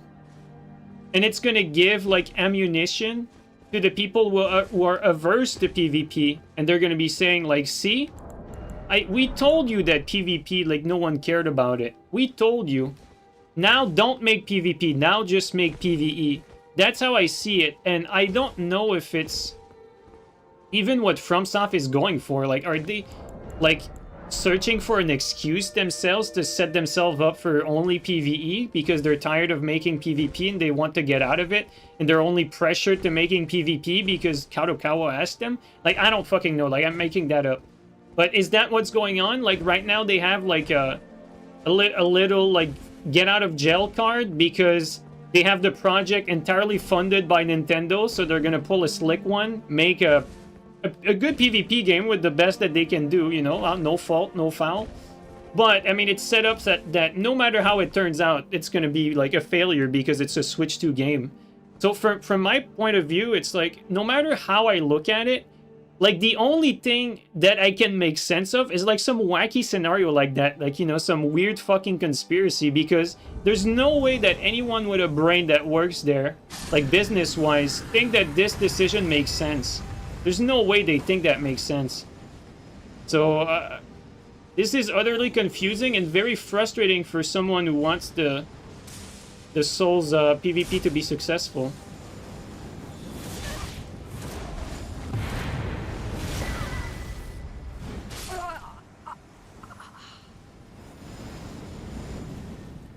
And the worst part is, if it was not a Switch 2 exclusive, all of us would be buying it. All of the people who care about PvP would be buying it. Like, on PC or, like, PlayStation or you name it. Everyone would be, like, buying it to play it, to try it. But because it's a Switch 2 exclusive, everyone knows that Switch 2 is not a great platform, like, to play games, like, in any dedicated manner, let's put it that way, because it's a handheld console, you know? It's a console that's made to play games that are less demanding, on-the-go games, less serious, not online games, single-player games, let's be real. Like, online games, unless you're talking about maybe, like, turn-based game like Pokemon or, like, card games or whatever, a console like that is just not built for it. And so, the whole thing does not make sense to me. And it's the first FromSoftware game that's going to be, like, exclusive to Nintendo. And so, for it to be niche PvP, a niche PvP game, it would make so much more sense to have it be like a niche PvE game instead. Like a PvE game where you know that every FromSoftware fan will be happy to play more PvE from FromSoft. So going for a PvE game is more like a sure shot for FromSoft. So I don't know why they didn't make that project like actually like PvE focused as opposed to PvP focused. It doesn't make sense to me. And also, you know, like FromSoftware is Japanese, Nintendo's Japanese. We all know, like, no one needs to like any sort of proof to recognize that. We all know that there's some sort of like friendship, like traditional, you know, we help each other, I help you type deal between, like, Japanese companies, right? Like, you know, the whole Kadokawa and Sony was basically, like, Sony, like, lending a helping hand to Kadokawa so that these Japanese companies stick together to not be bought by foreign entities, right? And so, I think this is, like, another example of, like, Japanese companies, like, sticking up to each other. And so that's why, like, FromSoft like gives an exclusive out of nowhere like that to Nintendo, even though they have no audience there. Probably like to give them a hand or something. Well, I mean, not like in like for free, but like, you know, they try to do stuff that are mutually beneficial to one another because you know, they're both from the same place. They want to help out each other, that sort of stuff. But again, I don't know if I'm Nintendo, like, am I excited that FromSoft is making a PvP game, or am I clueless that I actually think that FromSoft can do no bad and it's gonna be a success no matter what? Like, if I'm Nintendo, like, I'm asking FromSoftware, wait, why did you give us a PvP-only game for a shitty multiplayer platform? What's going on there? Sony's also Japanese? Yeah, of course it is. But the reason why Sony bought stake in Kadokawa was that it was to protect a foreign takeover of Kadokawa. Because you have to understand, whoever owns 51% of a share in a publicly traded company gets to make the decision. So if you have, like, you know, if you have Kadokawa that owns, let's say, like 40%, but you have like Tencent like owning like 30, and then let's say, I don't know, fucking BlackRock like owning like 20, and then some other player like owning 1 or whatever, then, you know, they get to decide together, like in committee, what basically Kadokawa is going to do. Like, that's how it works on the stock market. And so, like, in order to protect Japanese interests, you need to have Japanese companies or Japanese shareholders when it comes to Kadokawa. That's why Sony bought stakes in it, because the Japanese decision making stays, because they're always going to make decision for the good or the best, that for whatever is best for Japan, right? And they are a big entity in the Japanese economy. Like, Sony and Kadokawa are a big Japanese entity. So, like, on a national security level for them, it's important to protect these big corporations, because this is what this is what Japan has. Like, Japan has Toyota, Japan has Capcom, you know, they have like Kadokawa, they have, like, they don't have like that many, but they're fairly small and their economy is fairly big. So they have to protect each other and protect like their big entities, and they have to like stick to each other. You know what I mean? That's how it works, and that's how they operate.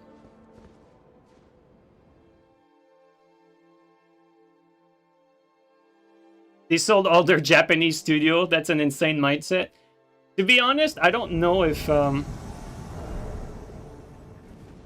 these decision was made by like Sony Japan. I have no idea. But I agree with you that it is an insanely bad decision.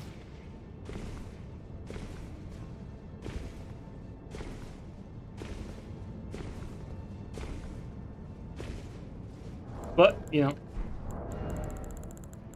know, I'm not in their shoes. That's just like my outside analysis of what I'm seeing.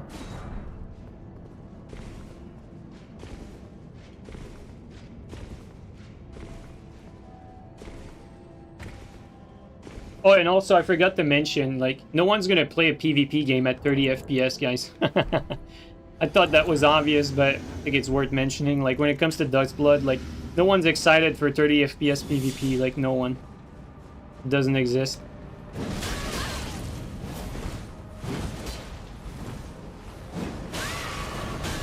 Oh, that was laggy.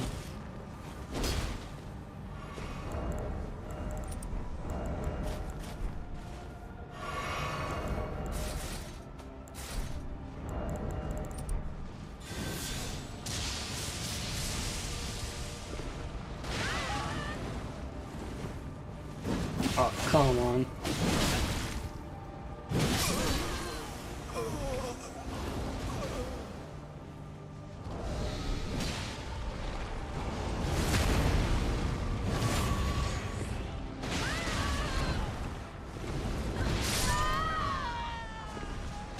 Well, gameplay, guys.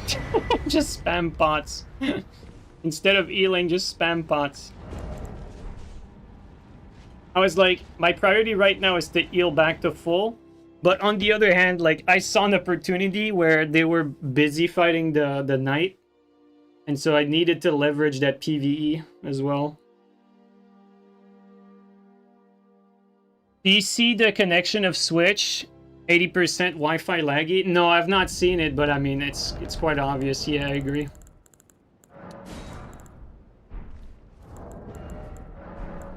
There's a way for it to work at 60 FPS. I mean, of course, you can make any game work at 60 FPS if you put enough time and resources to optimize the hell out of it, you know? You could downscale like any game to like potato texture, like cut down mechanics, cut down systems, cut down lighting, cut down shadows. You can make anything, like, you know, it's a myth that you can't have X or Y game work at X FPS. Like, it just... Like, maybe if you ask every game to run at 200 FPS, then it's going to be a problem. But, like, you can make any game run at 60 FPS if you cut down on features. That's not the issue here. It's that it's not going to happen. That's the issue. It's not going to be 60. It's not going to happen.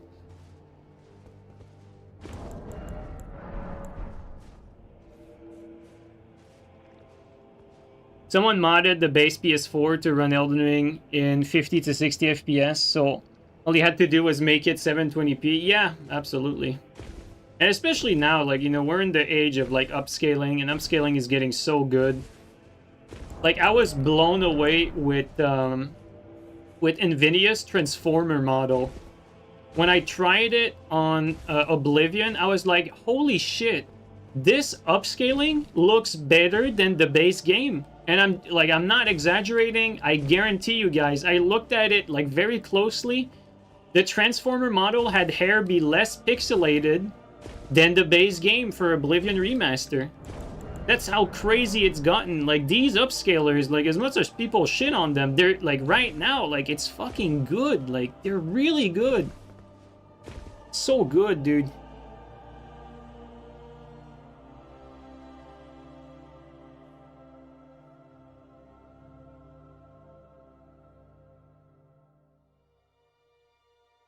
The LSS black Transformer. The LSS Transformer model is genuinely like black magic. For real though, like, it's impressive how good this is. I think I'm not on the right floor. This should be blocked, yeah.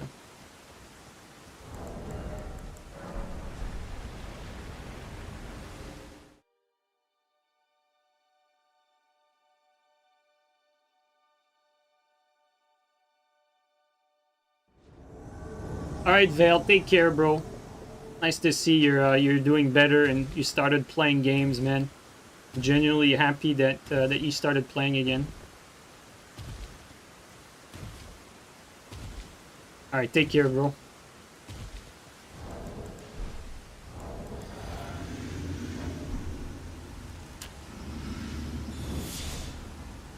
Alright. Try the Phantom first. He's like the more squishy of the two. Oh, some on that though.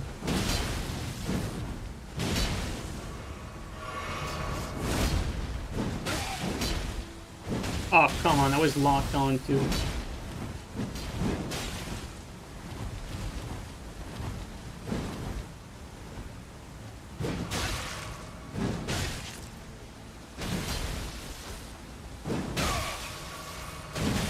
Okay, there you go.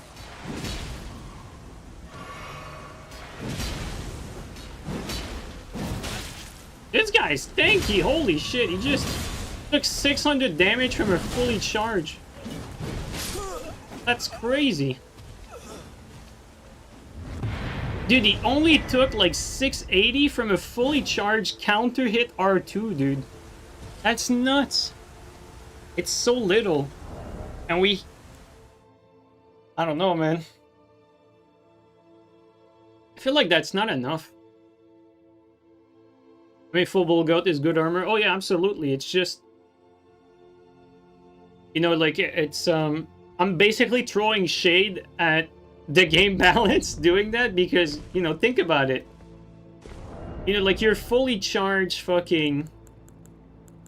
Like, your fully charged sight attack might do more damage than your fully charged Zwei attack. You know what I mean? Like, you probably would have been doing, like, similar damage, whereas, like, you should be doing, like, at least, like, 1,000 damage, right? Or, like, 900 on someone that has good armor with a fully charged, like, colossal R2. No? You don't think so?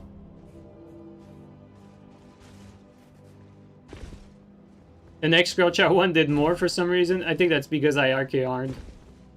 I RKR'd the next Crouch, so it did more. Zwei's just not good, unfortunately. Yeah, you're right. It's a shame because Zwei looks so cool. A nice looking weapon. Staple of the franchise, you know, historical weapon. Looks great. Plays fun too, you know. Good moveset. But Gugs is better. Could have been hyper armor damage reduction. Oh yeah, absolutely. For sure, the hyper armor damage reduction played or gave him like a 17% extra resistance there.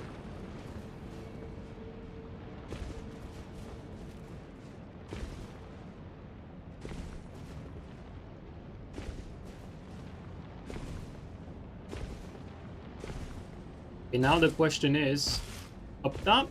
Oh yeah, he is.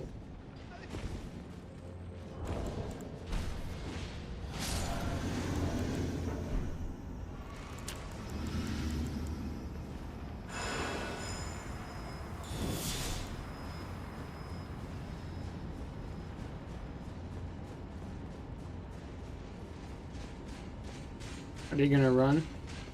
Yeah, unfortunately. Sure, we can stop them.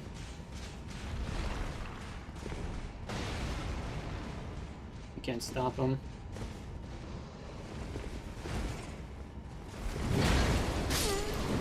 At least that's that. Yes, he enters the fight alone. Zway's good at level 20. Yeah, that's a good point.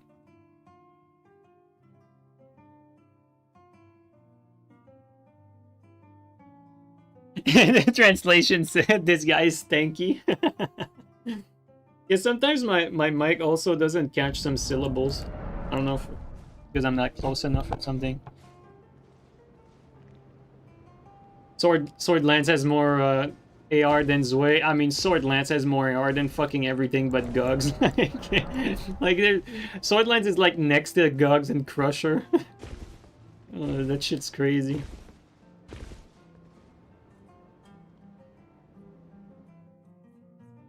I think if I was going for like Deathless every stream, I'd probably be playing like only with Gugs, fucking Sword Lance and Crusher. Because to me, like, these feel like the most like reliable invasion weapons. Not dueling weapons, but invasion weapons, they seem like the most reliable.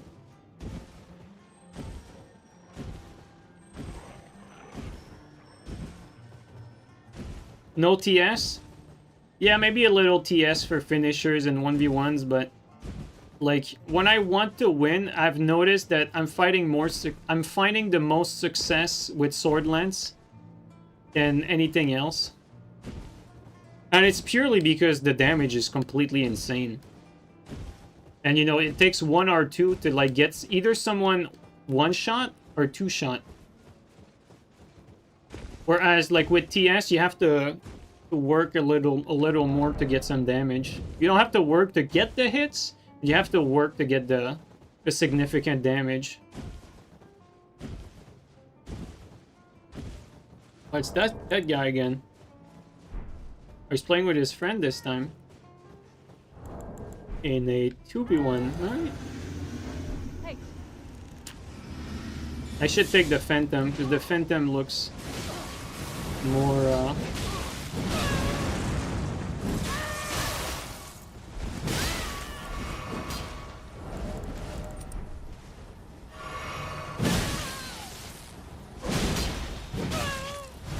Yes, good teamwork.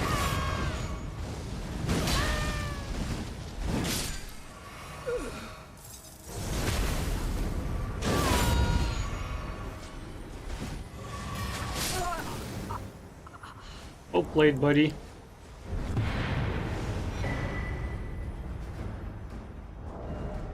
Yeah, I needed to go on the Phantom because it was clear that the Phantom was the better player of the two.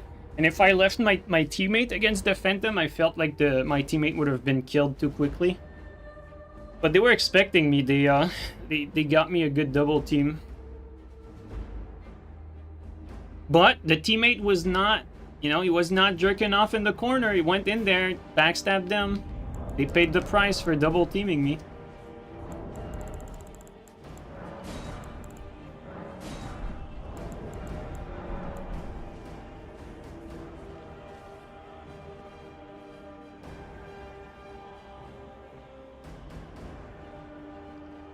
You want to redo your builds?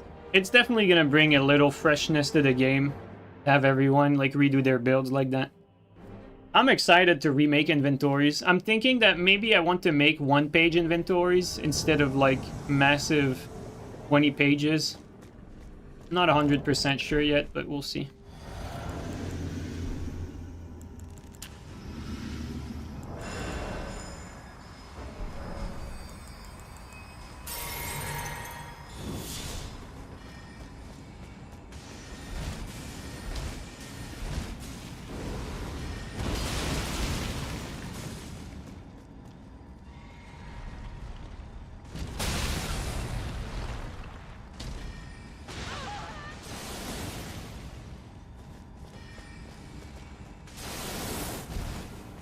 Difficult to make some progress because I risk getting frame trapped between this and the blast on the floor.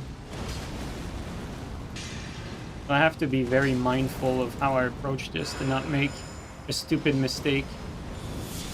Because these are the sort of invasions where you die and, you know, you get a win just as easily as you could have lost.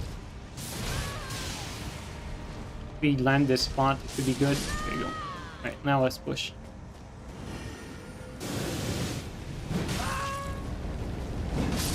There you go.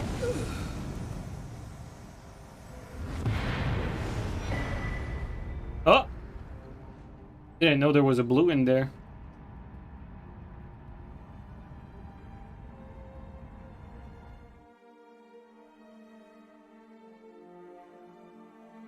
New characters both have really low arcane, right? Yes, but I think it's still optimal even for arcane characters. I think arcane give like on the premise that you don't use mind, right? Like that you don't invest in mind. The fact that the Heavy Knight has 7 mind makes it like the best class for pretty much every build. Or I should say every build that does not invest in mind, right? So like if you have a if you have an arcane build that doesn't invest in mind, even if it has low arcane, it's still gonna come out on top for pretty much like most builds.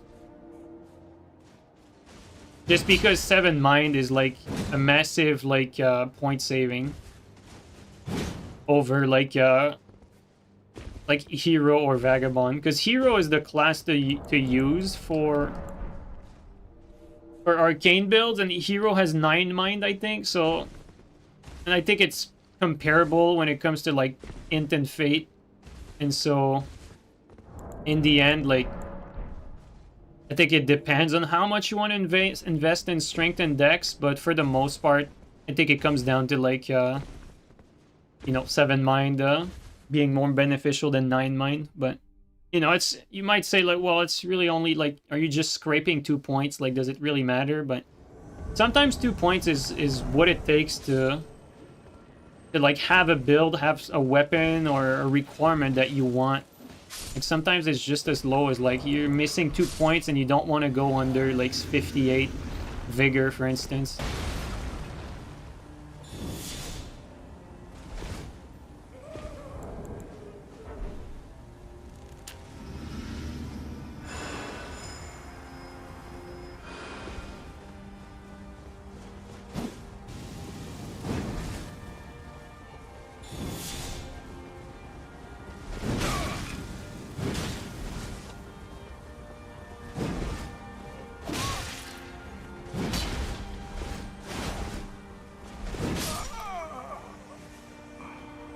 His name is L2 to that, but he did not do a single L2. Oh, but it was defend for a sec.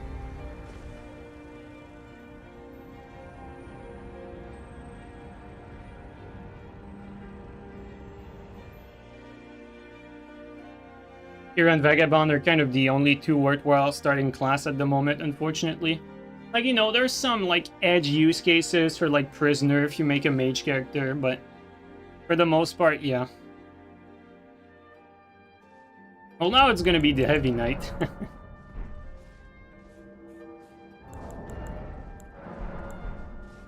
Always wondered if there's a huge difference between 90 strength and 99. There's not a huge difference between 80 strength and 99 strength. Like, it's gonna be more optimal for you to, like, stop at 80 and start investing, like, somewhere else to get some utility or stuff like that. Like, you know, let's say once you reach, like, if you reach, like, 60 vigor and you reach, let's say 50 endurance, and then you have, like, 80 strength, then you can start to think about putting points, like, elsewhere. Be careful about the mage. You have the tank that's on the front line, and then the pew-pew that comes after. Oh. It's gonna be compelling gameplay, guys.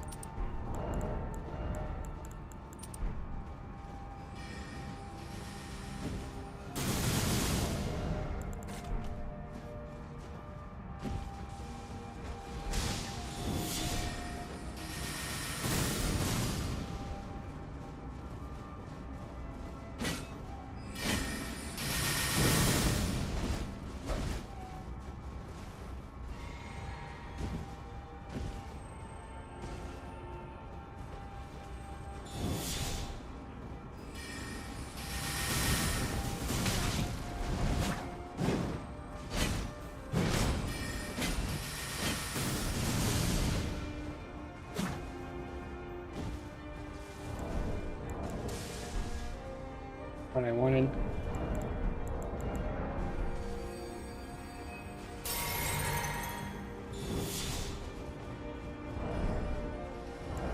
Oh my god, the lag.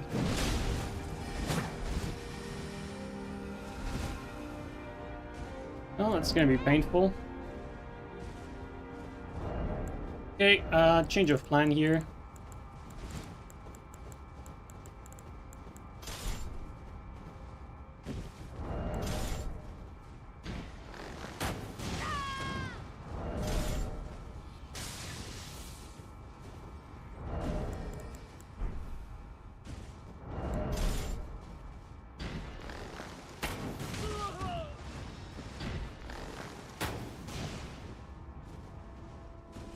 The blue is laggy and he has a bow, so it'd be great.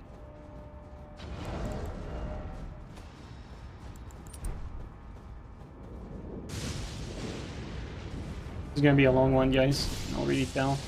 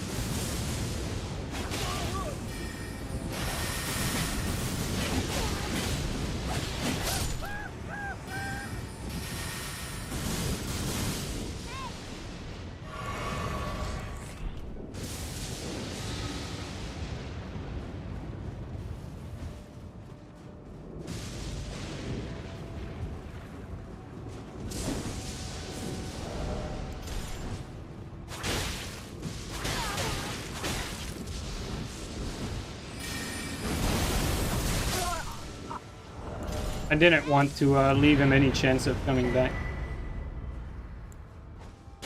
Guy's net is so bad.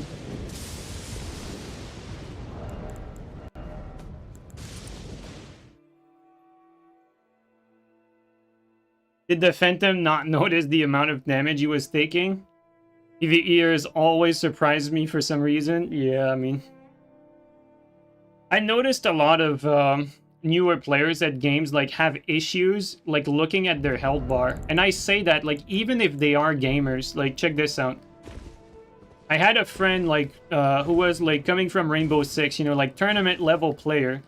When he started playing Dark Souls 3, he was having a hard time like looking at his HP bar. Like he was just dying because he was taking hits, not healing. And he just kept fighting because he basically was thirsty to get a kill. And he was not looking at his HP bar. And this guy was a gamer, right? Like, when you play a new game like that, that's a very common phenomenon. People just don't look at the HP bar because they're not used to looking at the HUD, even if it's a big bar up there. They don't notice it because they focus on the action.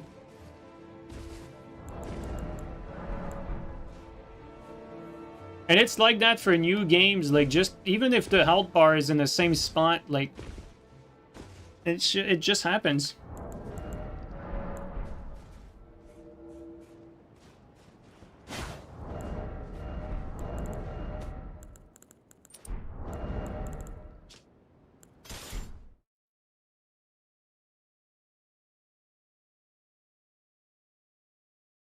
What's the loadout for the Heavy Knight? I mean, the whole armor, and then I think he has a curved greatsword. You do the same thing with CSGO? Does CSGO show your health, though? I've never played it.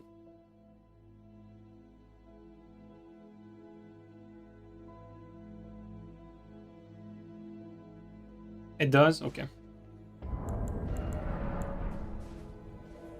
Because I think nearly every shooter that I've played, not all of them, but nearly all of them, you know, it's like you take damage. You can basically take, like, let's say 5 bullets to the chest. One shot, headshot. And if you wait, like, a little, like, you know, as you take damage, like, your screen either gets, like, black, red, or red. And then it slowly fades away and you basically get back to quote-unquote full HP. I think it's like that in Call of Duty, right? But a lot of shooting game is... Yeah, recovery health. There you go. I think a lot of shooting game work like that. But, you know, some games like Metal Gear Online, you have a set HP bar, so the damage you take now just stays as damage. You don't get a freebie. Like, the damage you've taken, now you have to deal with, like, half an HP bar to keep going, you know what I mean?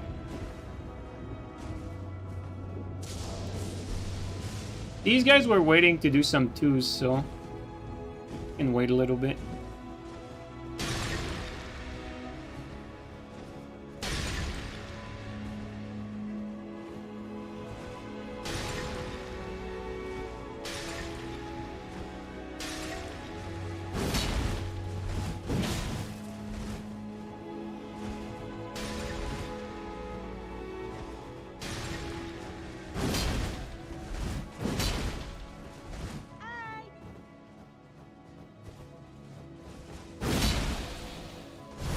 I don't want to kill him. I want to wait for someone else so we can do some. I mean, it'd be way too easy to kill him right now.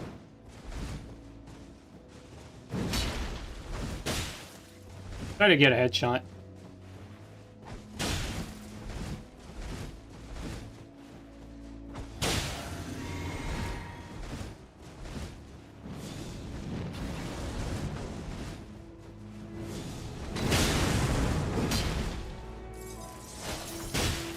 Wow, I thought that would be a headshot.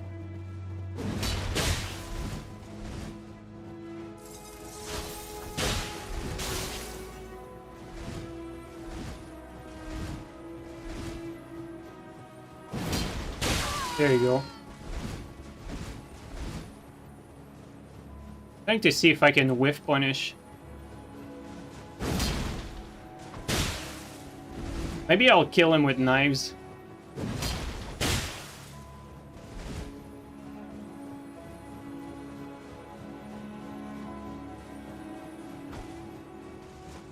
Ooh, lock on.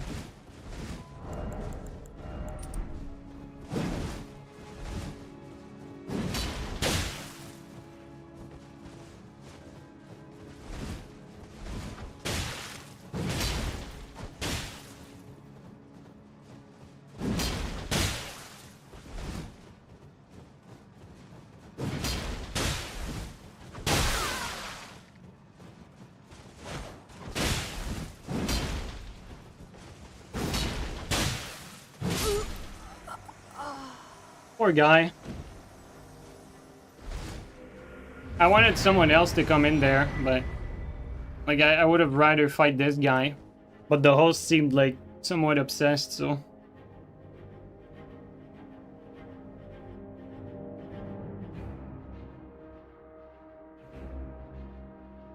Does 8-shot take you out of your iframes here? Yeah.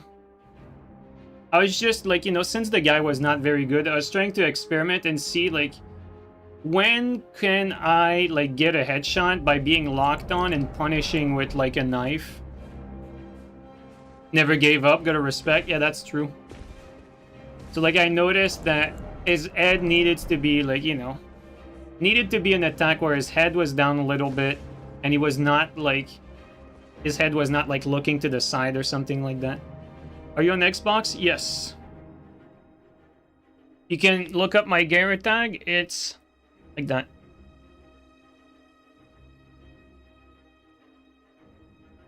You can send me a friend request.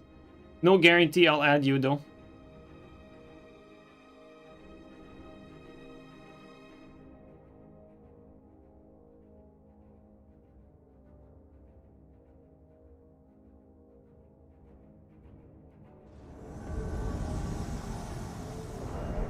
Oops, I have the wrong alleys.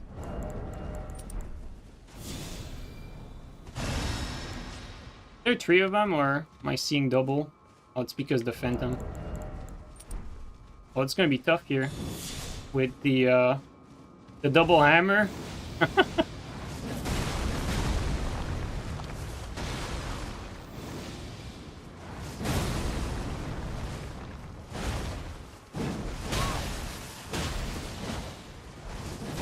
I'm gonna need to be so careful, guys.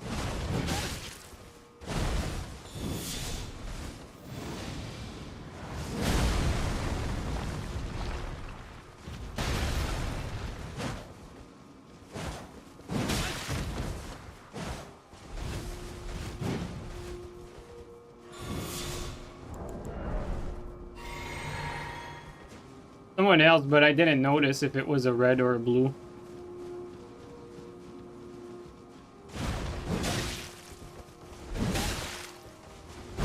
Oh, come on, that's my kill. Didn't mean to do that. It was cute somehow.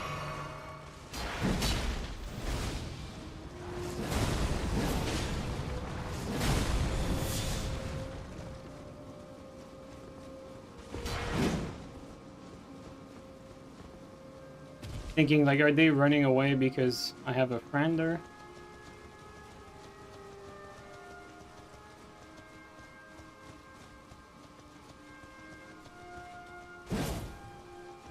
The tracking on that is terrible.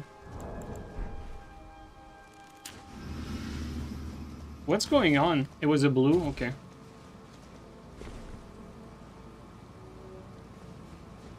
Gotta make sure you don't get ambushed by that blue, right?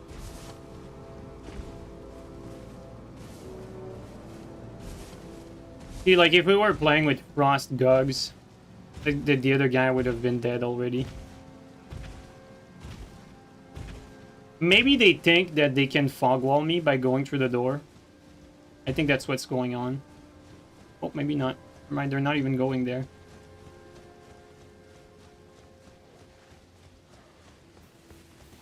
So weird.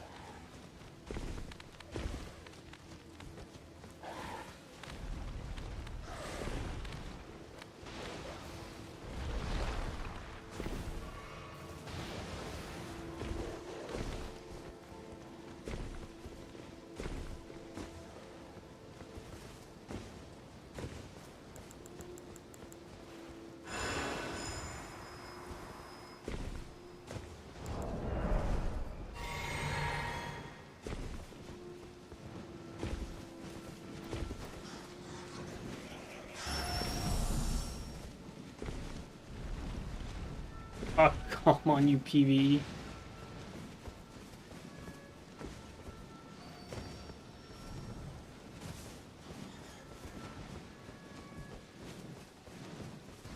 I'm so glad I have not drank my physic yet.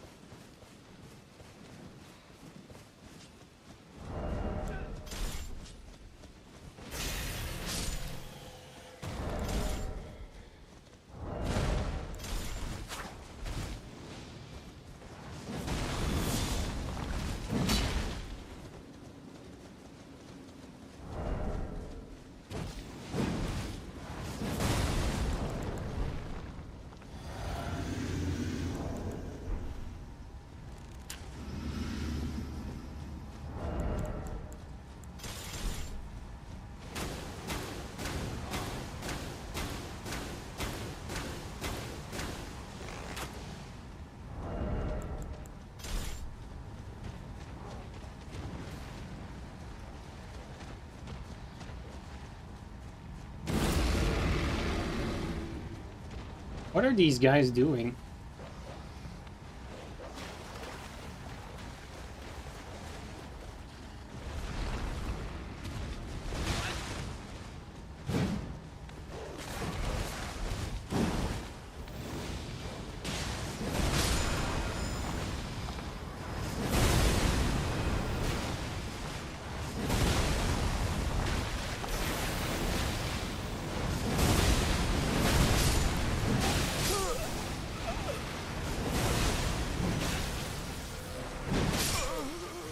Bro, all of that just to end like this? Oh well.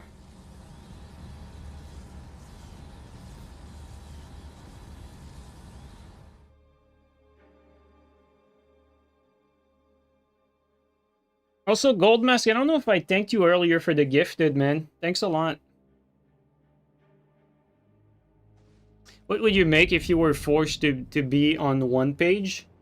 I'm thinking, like, I would make first row, like, the way I would set it up is, like, have the first and last row here be, like, either like, this row would be all utility, and so no swap up and down.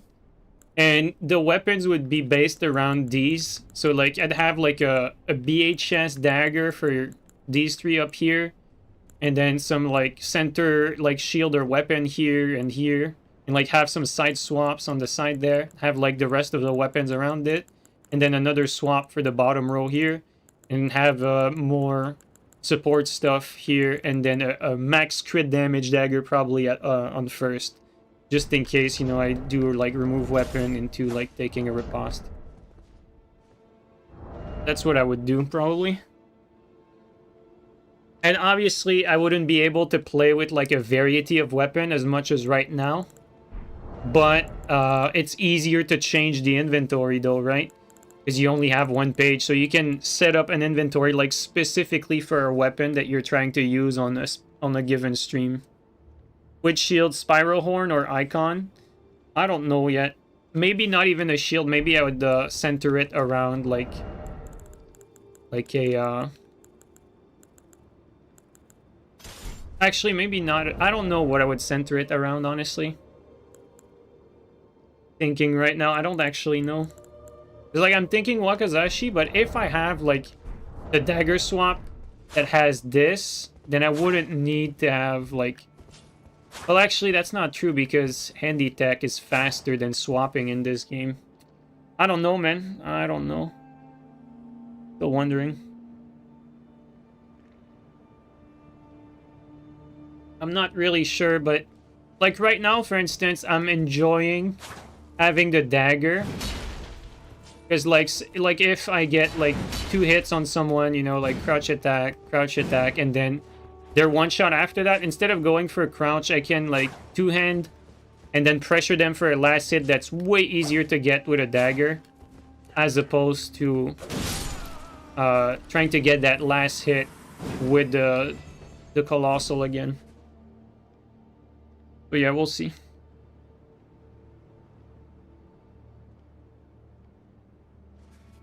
All right, guys, I'm gonna call it here. I like these streams short, deathless, positive. That's how I like it.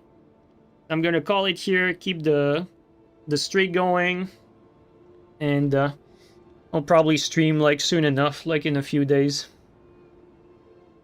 Thanks everyone for coming by again. Really appreciate it. Short and sweet stream. We're gonna do more of those. And I'll catch you guys up next time. Take care, everyone. Let's see who are the 2 people streaming. Elden Ring, at least. So, on my list, there is Gabri Souls. There you go. There is 1 person. See, Elden Ring's not dead. It's not dead. Alright, guys. Take it easy, everyone.